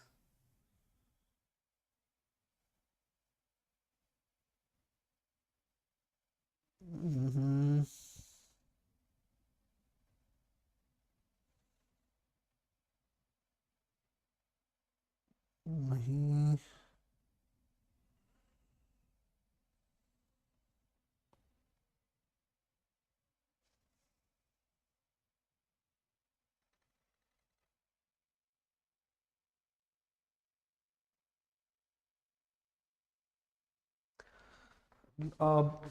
I don't have a clear, but looks like this is e to the power some ln x square plus 1 to the whole power minus 1. Here it is ln x square plus 1 to the whole power minus 1. Here it is some 6 minus ln x whole square and plus 1. I'll tell you the idea for solving such a question. So here in classes also we have learned this, that we'll simply take our ln x equal to t, right? We'll take our ln x equal to t. And these limits will also change. Here limits are e square and e to the power 4. Limits are e square and yes, e square and e to the power 4. So main thing you have to do is take ln x equal to t, 1 by x dx will be equal to your dt. Then limits are given to you as e square, e square and e to the power 4. So these limits will become what? Because your ln x is equal to t now. So these limits will come in terms of t, right? So your limits e square will become 2 and e to the power 4 will become 4, right? Correct? Because ln x only is this, no? This is e to the power 4. So if this is e to the power 4, x is e to the power 4, so your t will become 4. If x is e to the power 2, then your t will become 2. So limits will change like this. And then here what you can do, here you can apply your limits. This will become, what is the question? E to this numerator will become e to the power t square plus 1 to the whole power minus 1. I think it is ln square x plus 1 to the whole power minus 1. And here some expression is there, right? So I think in this case, just apply King's rule, right? In these type of cases, just apply your King's rule of integration and you'll directly get your answer. A plus b minus x also. A plus b minus x you'll have to do Sir, do the daughter question. Daughter question में what are you getting confused? I was also getting confused there. Normally, तो we are getting our answer as 8 factorial minus, where was the daughter question here? Where was the daughter question? This question, no? We are getting 3600. What are you getting, Adarsh? Any mistake you are finding? Such that no two vowels are together. 8 factorial minus 6 factorial into 3 factorial. This is what we are getting. Even I got the same, sir. Correct only, beta. I think correct only. Confusion is because they are saying no two vowels are together. That line is a little bit of tricky. They can make up something like this, that only 2 or 3 cases they might go to. But I also tried making cases. In that case, also only one possibility is there, which is given. Let's see one more question we have received. If for an AP, if the first term is 3 and sum of first 4 terms is equal to 1 by 5, then sum of next 4 terms, then the sum of first 20 terms is, come on, this is very easy question. This in fact a 10th class student could solve if he or she has studied AP, not even GP, AGP, telescopic, nothing. Simple AP question. When I was taking Sure 50 on Saturday, I told you so many times there can be simple AP questions also. So practice them, like guessing the terms or solving by equations. This question is very simple. If first term is 3, A is given to you as 3 and sum of first 4 terms is equal to 1 by 5 of sum of next 4 terms. ठीक है, तो sum of first 4 terms, that means 4 by 2 into 2 times A, that means 2 times 3 plus n minus 1D, that means 3D. First 4 terms, correct?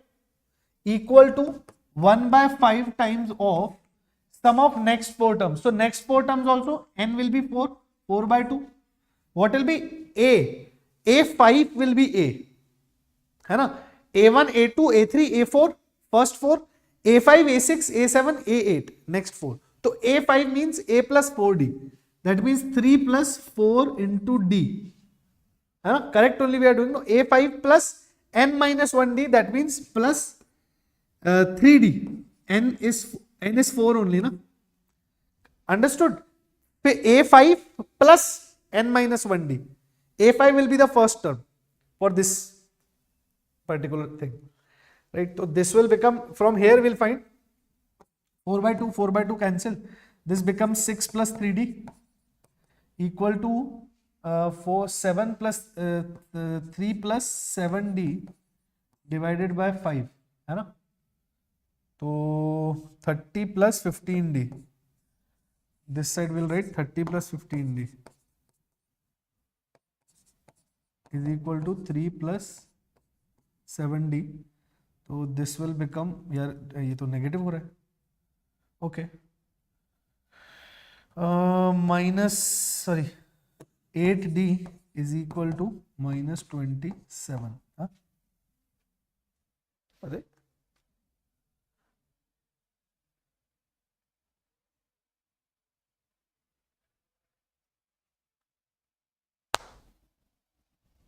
D is equal to minus 27 by 8. Calculation correct है ना भाई? 630, 15, yes. A plus 4D plus 3, 7D, yes.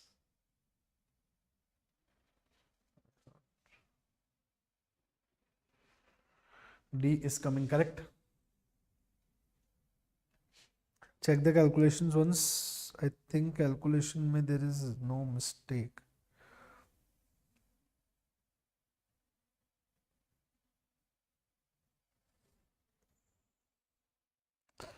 I don't think there is any mistake in calculation here.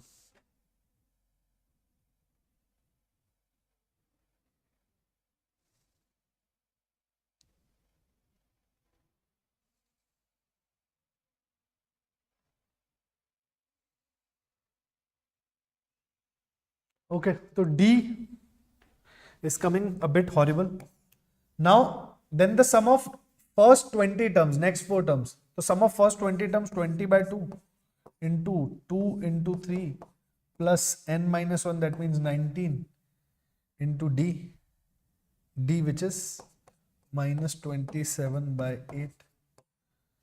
This will be your calculation.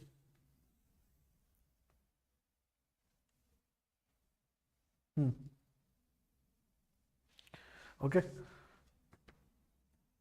If exactly this is the question, this will be almost same question only is there. Maybe some terms may or some numbers might have some problem. Otherwise, this is these exact same questions we are getting.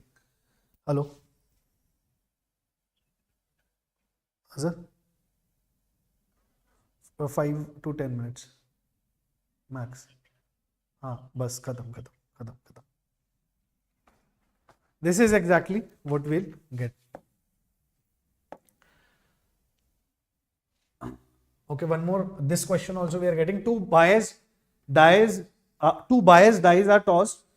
Die 1 has 1 on 2 faces, 3 and 4 on the other.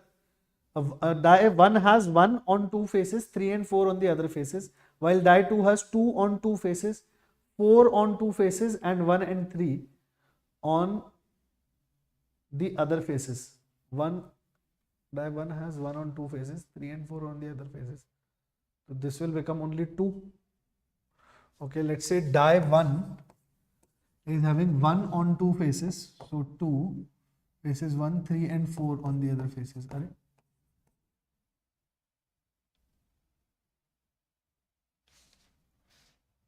Die 2, question itself looks incomplete.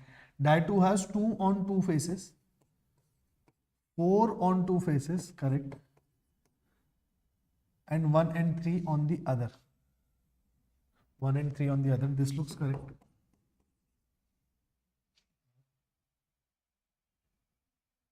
Then the probability when throwing, so bhai, two biased dies are tossed. Die 1 and die 1 has 1 on 2 faces, 3 and 4 on the other faces. 1 1 3 3 4 4 क्या?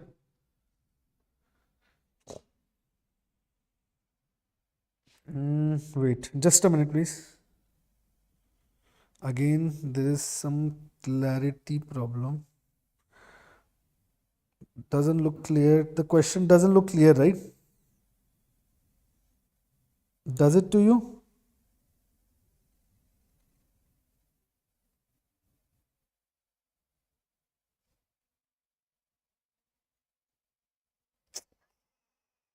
No.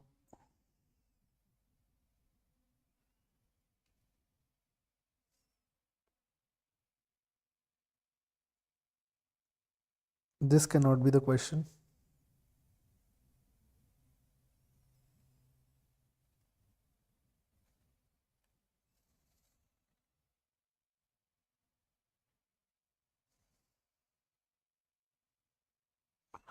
How can this be a question? Two biased dice, die 1 has 1 on 2 faces, 3 and 4 on the other faces. So 1 on only 4 faces are being completed, yaar. Anything in the comments? 2 3 and 2 4s. 2 3 and 2 4s. हाँ, तो ये possibility can be there. 2 3 and 2 4s. 3 and 4 on the other faces. Then only this we can assume, but that also is not making it clear. Then probability that when throwing the dice, the sum will come out to be equal to 4. Sum or 5. So probability for 4 will calculate. When can we get 4? 1 and 3 can give us 4. First one 3. First one, second 3 as 4. First 3, second 1. Correct. First 4, second 0 to is not there, right? 1 3, first 1 and 3, 4 and 0 is not there. Other things 2 and 2 cannot be formed. 4 3 and 1 can be formed. 1 and 3 and 3 and 1. Correct. 1 from second And yeah, 1 3 and 3. Wait, let's write it like this. And second one 3,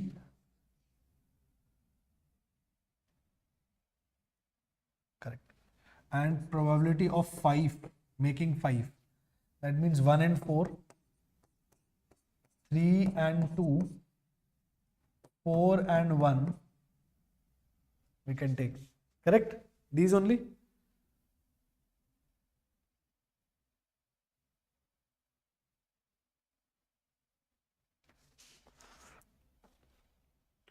So we'll just multiply the probabilities 1 and 3. So 1 from first.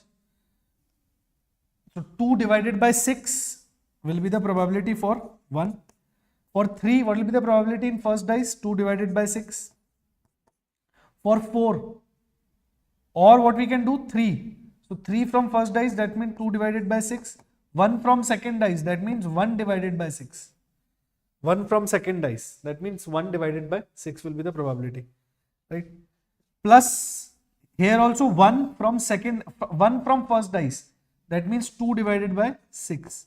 4 from second dice, again 2 divided by 6. Plus 3 from first dice, that means 2 divided by 6. 2 from second dice, that means 2 divided by 6. 4 from first dice, that means 2 divided by 6. And 1 from second dice, that means 1 divided by 6. We'll sum all this up and that will be our final answer. This is how this question will be solved, and if this exactly is the question.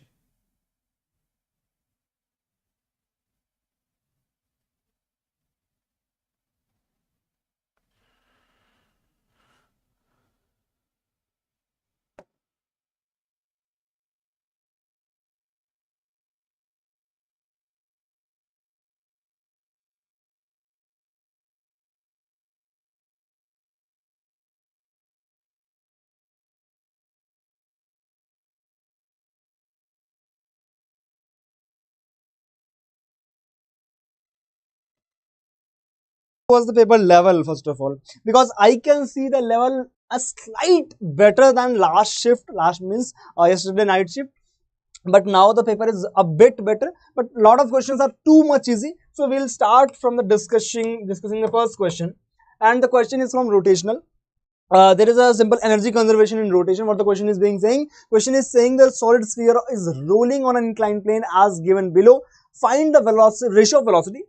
Versus there is a mistake in the question. There should be v1 square and v2 square. When the sphere reaches at the bottom of the inclined plane, we have to calculate the velocity square, means v square ratio. Okay, now simply there is some potential energy at this particular position. If this length is L, so it will be L sine theta or sine 30, right? L sine 30, and this length is L sine 45, correct? So now we'll just conserve the energy. The energy is being converted into two things. First is translational kinetic energy, second is rotational kinetic energy. So mgl sine 30, that is equals to half mv1 square plus half I omega 1 square, right? Now simply I is what? This is solid sphere, so moment of inertia is 2 by 5 mr square. So we'll just substitute the values. mgl sine 30 means half, or just put sine 30 right now. We'll change it later, and now that is equals to half mv1 square and plus half I is 2 by 5 mr square, and into omega is what? v1 by r. So v1 square by r square. R square got cancelled, 2 got cancelled. We will be left with 1 by 2 plus 1 by 5 means 7 by 10. So 7 by 10 m v1 square, that is equals to mm got cancelled. Mm also got cancelled. Okay, so v1 square, that is equals to gl sine 30. So here v1 square will be equal to 10 by 7 gl sine 30, right? Now here, if the distance is changed, velocity will be changed by v2 square, that is equals to 10 by 7 gl sine 45, right? So v1 by v1 square by v2 square will be Is it visible? V1 square by V2 square. Let me write it here. V1 square by V2 square, that is equals to sine 30 divided by sine 45, and sine 30 is 1 by 2, that is 1 by root 2. So net is 1 by root 2. Net is 1 by root 2. So this is the final answer of this particular question. Should we move on to the next question? Yes, definitely we should move on to the next question. Next question is from basically that EMI. And the question is saying we have to find the current in the given circuit. How we'll find the current? Simple, first Kirchhoff's law. What the law says? Law simply says that here minus plus, the potential will increase by 12 volt. Here the potential will decrease by L di by dt. And lastly minus IR, that is equals to 0. Simply substitute all the values. 12 minus L is 3. dl by dt minus 8 or minus 0. Minus IR, that is equals to 0. So we can simply write I is equals to 8 to 24 plus 12 means 36 divided by what is the resistance? 12. So answer is 3 ampere. 3 ampere is the right answer for this particular question. Next question. Next question is from fluid mechanics. It is simply saying that a cubical block of side 1 centimeter of mass 1 kg is floating on the water density. Find the time period of the oscillation of the block. So we are just pressing the block. It will oscillate like this. Suppose that the x portion is inside the block. X portion is pushed basically. If x portion is pushed, we can simply say that the volume of this portion will be equal to A into x, area of the block which is covering the surface, and into x, right? This area, right? Okay, so we can simply say the total upward force, that is equals to minus m omega square x, which is the total force. We can write it, sorry, V rho g. So minus V rho into g. V is what? Minus A x, or x we can write it later. So A rho g. So this is simply, and we can write it minus omega square x. So omega is what? Under root A rho g. A rho g. Simple. So we can write time period as equals to time period t is equals to 2 pi by omega. Omega is what? Under root A rho g. Substitute all the values. You can simply get the answer. So this was the procedure of this particular question. Should we move on to the next question? Definitely we should move on to the next question. And next question is from center of mass. Simply we have to calculate the center of mass of this disc, where there is a cavity. This is a cavity. This portion, we can say this portion is filled, but there is a cavity. Okay, now how we'll calculate this thing? So simply we will say that the density of this solid thing is plus sigma and this thing is minus sigma. So we can simply write the masses of the individual things. M1, that is equal to sigma into area is what? Pi r square, or M2 is equals to minus sigma into pi r by 4 square. Right? We can write the center of mass of the bigger disk is here and smaller disk is here. Now if we can solve this, the distance total r minus r by 4, this distance is r by 4, sorry 3r by 4, right? So we can simply say that there are two masses. One mass is kept here, second mass is kept here. This is M1, this is M2, distance is 3r by 4. We can write the center of mass RCOM as formula is M1, right? M1 R1 plus M2 R2 divided by M1 plus M2. So substitute all the values. M1 R1. So M1 R1 is 0 because R1 is 0. M2 R2 means sigma into pi r square. Into distance is 3r by 4. Divided by these summation of this mass, sigma into pi r square minus sigma into pi r square by 4. Pi r square by 4. R by 4 square. So just calculate this thing and you will get the final answer. Done? Any doubt till here? Okay, we should move on to the next question. Next question is from like NCERT part. So the question is saying find the ratio of electrostatics and gravitational force of two charged particles whose mass are also given, whose charge is given. Okay, we have all the things. We can simply write F electrostatics divided by F gravitational. Simple formula K Q1 Q2 by R square and gravitational force, right? G M1 M2 by R square. R square got cancelled. K is 9 into 10 to power 9. Q is what? Q is 6.67 into 10 to power minus 19. Q2 is what? Q2 is 9.6 into 10 to power minus 10 upon G is what? 6.67 10 to power minus 11 into M1. M1 is what? 19.2 into 10 to power minus 27 into m2 is what? M2 is 9 into 10 to the power minus 27. So just you have to solve this thing and you will get the final answer. Okay, next question. Question number 6. Oh, very easy question from the unit and dimension. What the question is saying, we have all these things and we have to calculate the dimension of this thing. So here the question is saying x is equals to a sin t plus b cos square t plus ct square plus d. It means sin t, cos t, those don't have any dimensions because those are like dimensionless quantities. So we can simply say the dimension of a will be equal to dimension of a will, or we can say dimension of a will be equal to L, right? Or side just a. So dimension of the A will be L. B will be equal to also L. But C, look at C. Here is one t square. So it will be LT minus 2. LT minus 2 because total dimension CT square. CT square total dimension is L. So C dimension will be what? T LT minus 2, right? D is also L. D is also L. Substitute all the values. A is what? L. B is what? L. C is what? LT minus 2 upon 1L. 1L got cancelled. It is L2T minus 2. So this is the final answer. This is the final answer. Okay, next question. Next question. What the question is saying, for the given velocity time graph, find the distance traveled between these 2 seconds. So we have to, then look, here it is 2, here it is 200. Let me write it clearly. Here it is 200, here it is 200. So here it is 200, let me write clearly, this is 200 and 400, right? So this is 200 and this is 400. Okay, okay. I've made it better. Now you have to find till 0.5 second. Means we have to find the slope of this curve. How we can find the slope? This point is what? This point is 0, 200. This point is what? 2, 400. So write the equation of this line. So the equation will be what? V minus 200, y minus y1, that is equals to y2 minus y1 means 400 minus 200 is 200 by x2 minus x1 means 2 and in the bracket t minus x1 is 0, right? So equation will be V is equals to 100t plus 200, right? 200, okay. So we can simply say the area under this thing we have to find out. So what will be the distance traveled, which is the area under curve, obviously. So V dt, that is equals to integration of 100t plus 200 and integration with respect to dt and from limit 0 to 0.5. Now you just have to do the integration. I'm not going to solve the integration portion. So this is a very easy portion. You can easily solve the integration. Done. Should we move on to the next thing? Obviously, we should move on to the next thing. Next question is from kinematics. What the question is saying, if the angles of the projection of two projectiles are 30 degree and 60 degree are projected with speed u, then find the ratio of the velocities at the maximum height.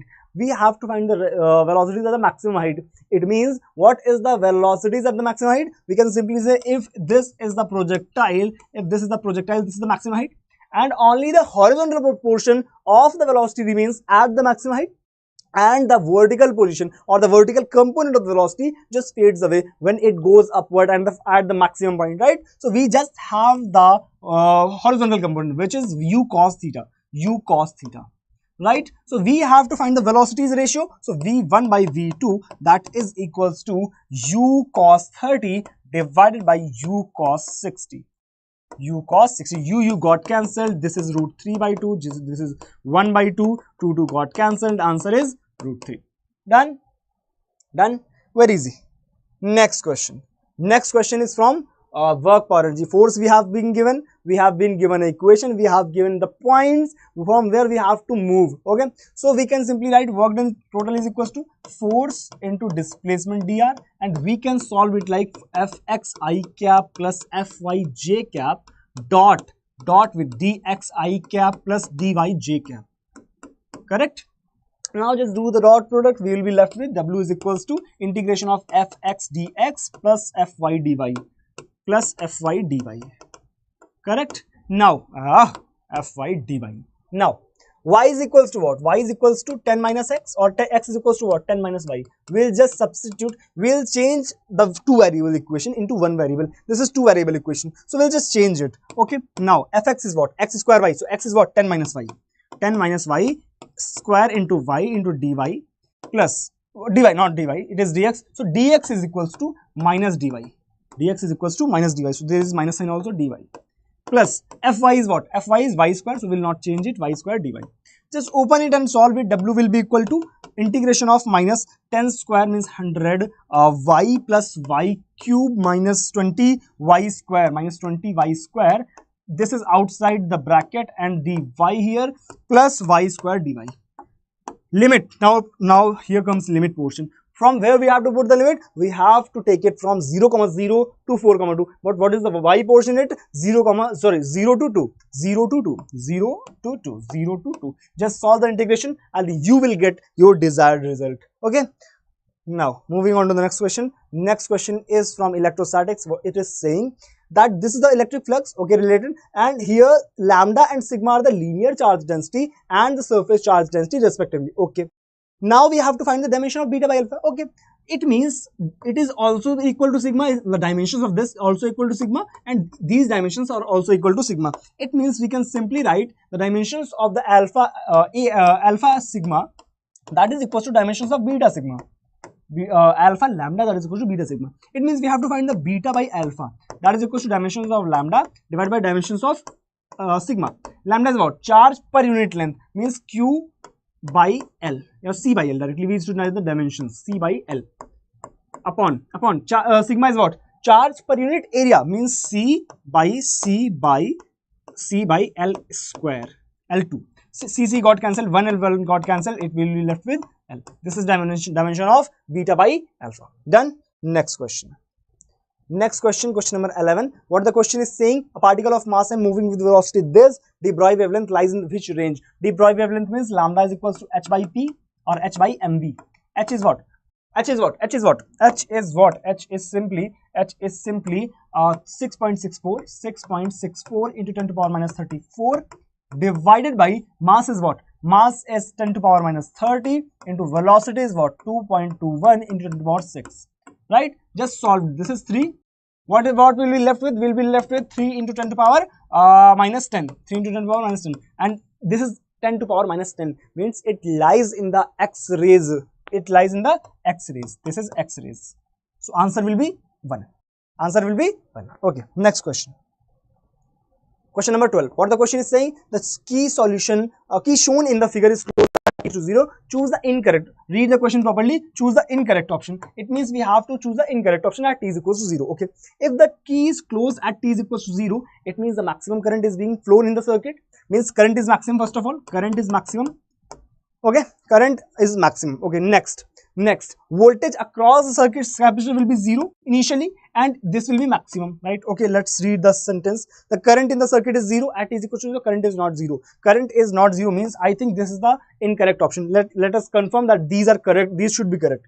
Voltage across the capacitor is minimum. Yes. Capacitor across voltage is minimum. Current in the circuit is maximum. Yes, we said in the 1 second. Current is maximum means current is maximum. I is maximum. Sorry.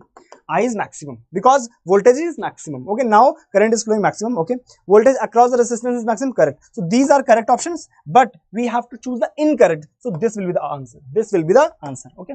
Now next question.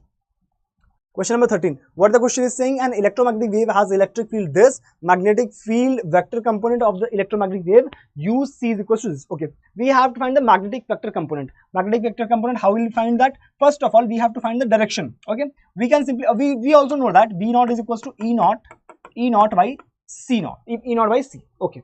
E naught by C. But first of all, we have to find the direction also. Okay. So E naught is what? E naught is equals to 57.4 4I cap minus 3J cap.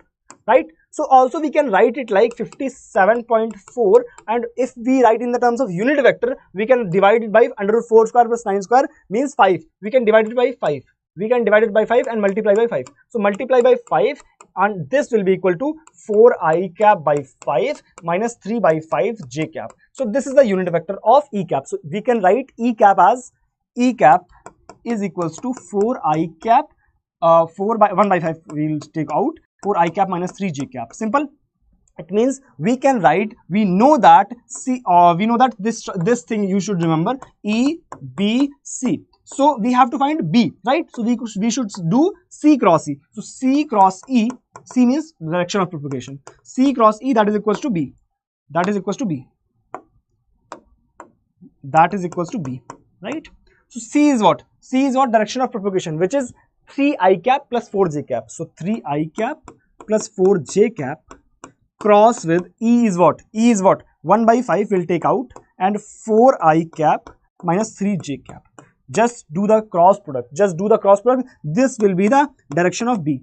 This will be the direction of B. But the amplitude of B, how we'll find the amplitude? B naught is equals to E naught by C. E naught by C. We'll just take the amplitude this 57.4 into 5. 57.4 into 5 divided by 3 into 10 to the power 8 or into this quantity. This you have to do the cross product. This cross product. This cross product. This will be the final answer. This is the discussion of this question. Okay. Next question. Next question. What the question is saying? Self-inductance depends on the material and the geometry of the inductor. Okay. So is there an option geometry and medium? Yes. Yes. Okay. Next question. Next question. A gas is initially at temperature this. It is compressed. It is compressed from volume V to V by 4. Gamma of the gas is this. It means the temperature is first of all in 273 Kelvin, right? So we will simply write what is the equation for the adiabatic process. This is kind of adiabatic process. Gamma has been given. So we can write T1 V1 power gamma. That is equals to T2 V2 power gamma. Minus 1, sorry, minus 1. Or 1 minus gamma, 1 minus gamma, 1 minus gamma. Sorry, it is right, gamma minus 1. Gamma minus 1, yes. Gamma minus 1. T1 is what? 273 into V1 is what? V power gamma minus 1. Gamma is 3 by 2. Minus 1 means 1 by 2. That is equals to T2 we have to find out. T2 we have to find out. V2 is what? V by 4. And gamma is what? 1 by, gamma minus 1 is 1 by 2. Okay, VV got cancelled. T2 will be equal to 273 into 4 power half means 2. Means it will be left with 546. 546. This is in Kelvin. This is in Kelvin. But in degree Celsius, we will subtract 273. Means 273 degrees Celsius. So we have to find the delta T. Delta T is what? 273 minus 0. So 273 degrees Celsius. 273 degrees Celsius. Okay, this is the change in temperature. Next question. Next question. We have to match. Match the column. So when volume change is 0, it means work done should be 0. Volume change is 0. It means there is no work done. If there is no work done, it means work done should be 0. I think there is some mistake. There should be here it should be pressure is constant. If pressure is constant, process should be isobaric. Next question. When no heat is exchanged, if no heat is exchanged, it means the process will be delta Q is equals to 0. Work done by the heat given to the gas. Work done by the gas is the heat. Means delta means internal energy is 0. If work done is equals to heat, means internal energy is 0, means process is isothermal. So this is the matching of this particular question. This is the matching. Make the correction in this question. Okay. Next. Up next, we have this question from optics. What the question is saying? This is x, this is x, this is x, and these are equal. This is mu is equals to 1.5, and here mu is equals to 1.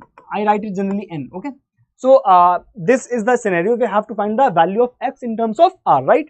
So how we'll find that? We'll simply write that formula n by v minus 1 by u, that is equals to n minus 1 by r, right? N by v is what? N by v. V is what? V is x minus 1 by u is what? X minus x, sorry. That is equals to n minus 1. This is 1.5. Oops. Something went wrong. Okay. So this is what? 1.5. Okay. Here it is 1.5 minus 1 means 0.5 by r. Okay. This is what? 1.5 plus 1 means 2.5. 2.5 by x, that is equals to 0.5 divided by r.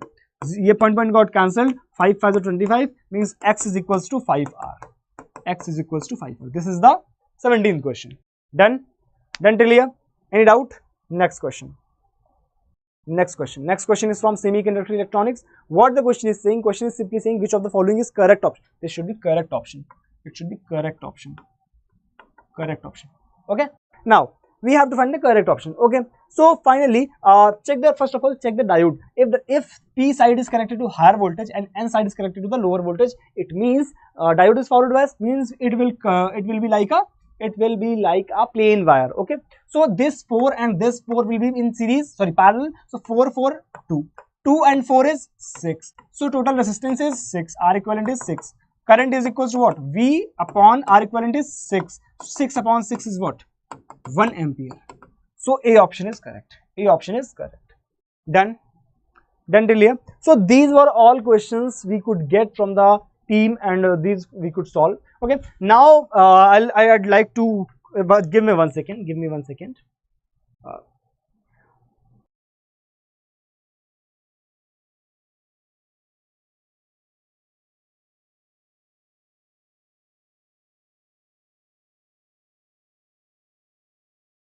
So Sanjay sir is coming for the chemistry questions. Physics questions are done till here. Now, you can write your feedback also in the chat section, in the comment section if you are watching the recorded. So now I'm giving the mic to Sanjay sir so that he could solve your chemistry problems, right? The remaining chemistry problems, and I think mathematics is done, right? Okay. So give me a second, and Sanjay sir is coming in a moment. So till then, you can just. I think it is visible, na? This is written 6 by 6. Okay. Yes. So, sir, how is the paper going Paper on? was better than last shift. Okay. So it is okay. Okay. So it was on easier note or some tougher Yeah, note? better than yesterday means Okay, a little bit tougher. So yesterday it was Too much easy. too easy. Okay, Yeah. okay. Anyways, chalo, let's continue with the chemistry, everyone.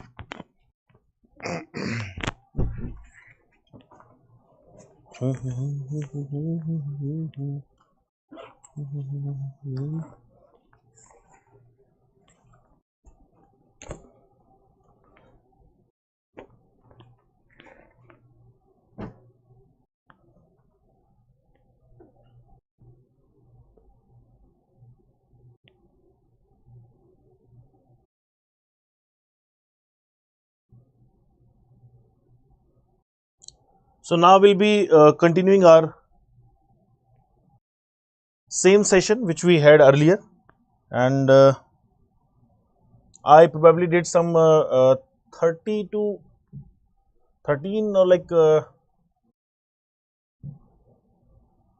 around 12 questions we did. Okay, so remaining of the questions what we have got it from the students and their memory based questions we'll bring right now, and then we'll wind up the session. Okay, guys? Yes, so now let's continue from the one.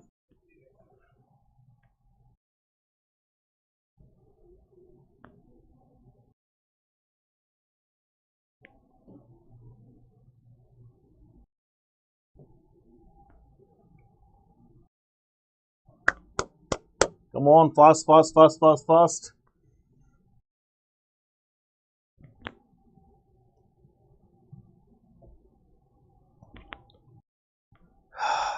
Finally.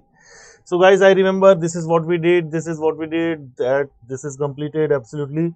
This was completed, this was completed, this was completed, this was completed. That was done, that is done too, that is done, done.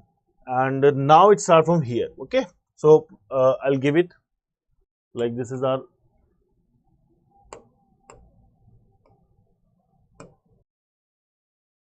this is our 13th question. So look at the question, guys. What does this question say? We have to find out where are the complete octets and where is incomplete with what and all. Anyways, we know that CCl4 carbon always has a complete octet. So it will go to the 3. Incomplete octet without electron comes with nitrogen and nitrogen dioxide. It will go to 4. Incomplete octet is they are electron deficient species. AlCl3, BF3, they have 6 electron, incomplete octet, less than 8 number of electrons. Expanded octet or super octet are the species which will be having higher number of electrons in their valence shell, and like phosphorus is having 10 electrons with it, sulfur might be having 12. So what do you think correct answer is? First is 3, P is 3, Q is 4, R is 1. It's first. Correct? Very easy question, hopefully. What would you like to rate this question? I would like to rate this question as 2 out of 5 because this is absolutely based upon your this theory, Lewis dot structures, yeah, Cauchy-Lewis theory. And previously also Cauchy-Lewis theory had some questions. And I remember in 2024, JEE Advanced also asked a question from Cauchy-Lewis theory. So do not take anything lightly in chemical bonding, because even the lightest thing or even the what should I say, the most easy part can also be asked even in the tougher exam or the toughest exam like advanced. So that was a question we had. First is the answer given here. So guys, we have another question here, and this is a very important basically chemical reaction, and it's a mixed up of aldol plus Cannizzaro. So aldol and Cannizzaro reaction will occur here, and how does it occur? Let me just give you an idea. So the first molecule of this will go and will acquire the alpha hydrogen, so that it will be converted into CH2 negative, will be attacking this compound, which is your CH3 CH negative with CHO group, will go and attack upon this carbon of formaldehyde, and this kind of reaction is actually aldol condensation reaction. The product will be one of the CH2O minus, and this is OH. Further heating can lead you to give you the alkene, unsaturated alpha beta unsaturated aldehyde ketone, which is aldol. This is your aldol. So do one thing, rather than going for this, you keep doing the same thing only. So what did we use? Basically, we first used the OH negative, and then second we did it. So like that only, we will use first OH negative, and then secondly we will be using HCHO, and the same thing will happen, giving the product like this: CHO, one CH2OH was there, one more hydrogen is removed, and it will attack to form one more CH2OH. So now from this compound, if we add one more HCHO, now there is no alpha hydrogen here, and once there is no alpha hydrogen, it can only undergo Cannizzaro reaction in concentrated basic medium. So the reaction happens, the lighter one which is HCHO gets oxidized, and this one will be reduced. So you will be getting 3 CH2H groups on one carbon, and this will become HCOOH. Or in some basic condition, it will remain like this. Now, can you identify the correct answer? So this is, I guess, first is the correct answer. So this is what a sequence of aldol and Cannizzaro we may see here. Now I'll take you to the next question. If you want me to rate this question, it was a good question as per my knowledge. But yes, we do these questions in our notes itself. If I have covered you this chapter of aldehyde ketone carboxylic acid, you might have seen such questions. Okay, so I would like to rate this question as 3 out of 5. So it's a good question, by the way. Now I'll take you to the next question. Next question is okay, answer is 1 there. We have an optically active compound here. X is an optically active compound. Okay, so and it's a possible structural trichloroproduct. Anyways, there is only one possibility that can make this compound as optically active: one Cl over here, one Cl over here.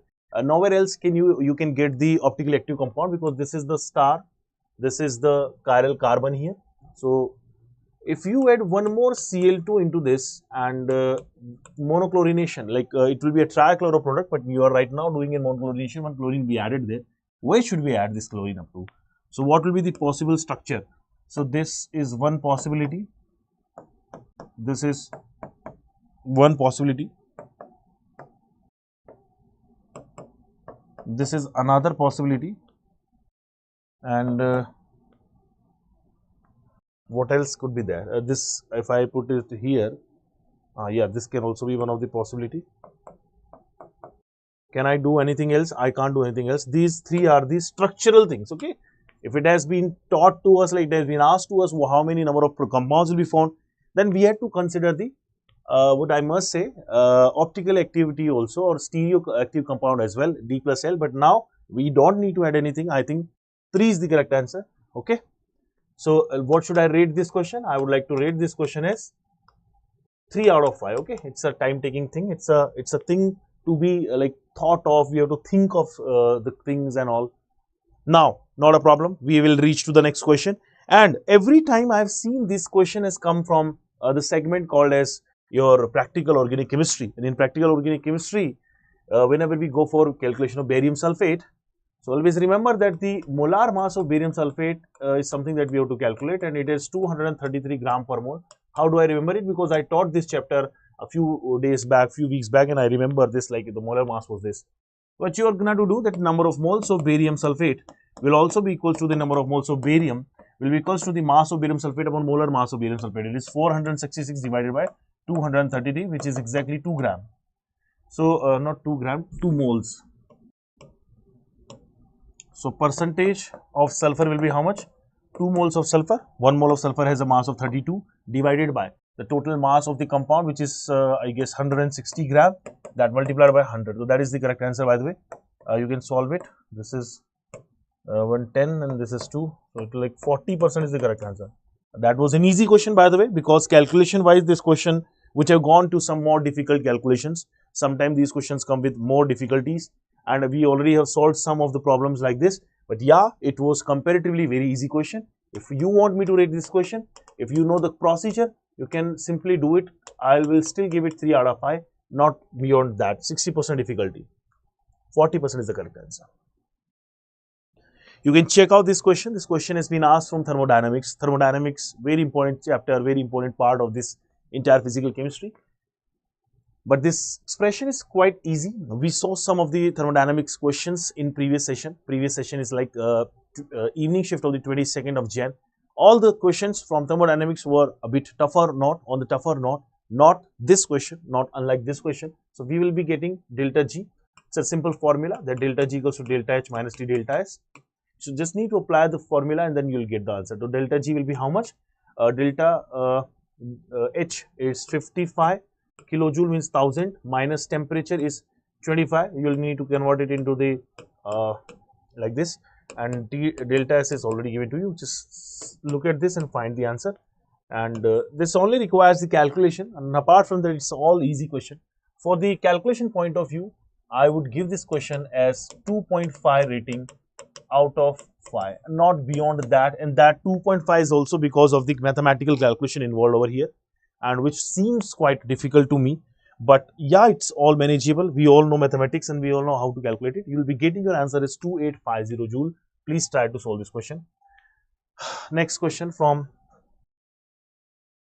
okay, the same question from practical organic chemistry. So I see that so many questions have appeared in this practical organic chemistry, and from here you should also be ready for the practical inorganic chemistry, because since practical organic chemistry is a higher weightage for these ongoing sessions, I possibly think that in upcoming sessions there's a possibility that even practical inorganic chemistry can be asked, qualitative analysis can be asked.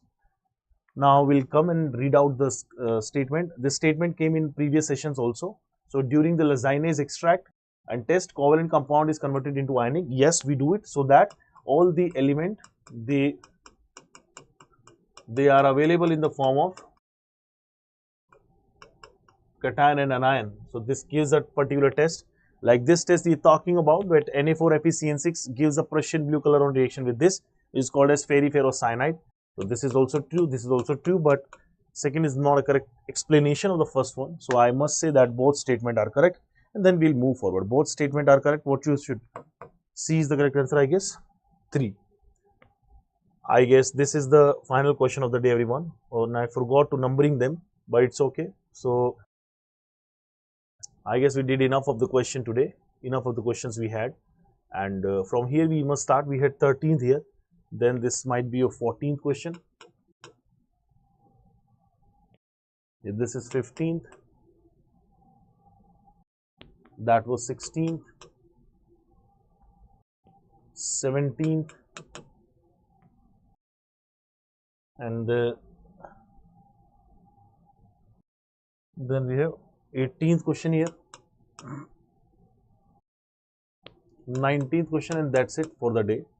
So let's see how can we solve this question. Question is pretty easy. Okay, it's from mole concept, and I give you the idea how do you need to find out what's been asked. 10 to the power 21 molecules are removed. 10 to the power 21 molecules are removed from X milligram of carbon dioxide. So how will you proceed to find out the number of moles of removed from X milligram of CO2, and then this much amount is moles are left. So guys, first of all we'll find out the number of moles of CO2 removed. So removed is how much? 10 to the power 21 divided by 6.022 into 10 to the power 23, right? So I can write it like 10 by 6 into 10 to the power minus 2, or like minus 3 in fact. I'll made it okay, this will be going like 10 to minus 2 already, and 110. Okay, fine. This much number of moles are there, and what is the number of moles of CO2 and that are removed, and that are left, by the way. The left ones are 2.8 into 10 to the power minus 3 moles. So how much is this? Why the 1 point? This is 1.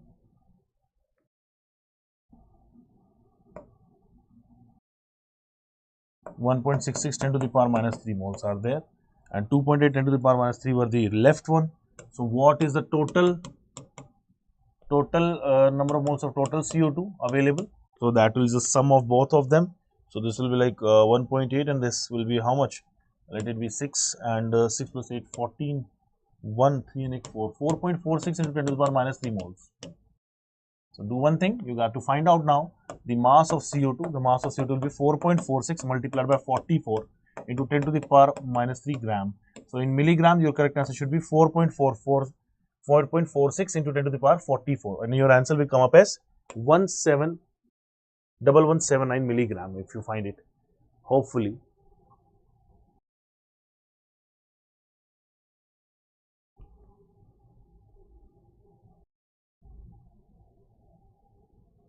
So that's how we'll do, and that's it, everyone. That's it for the day.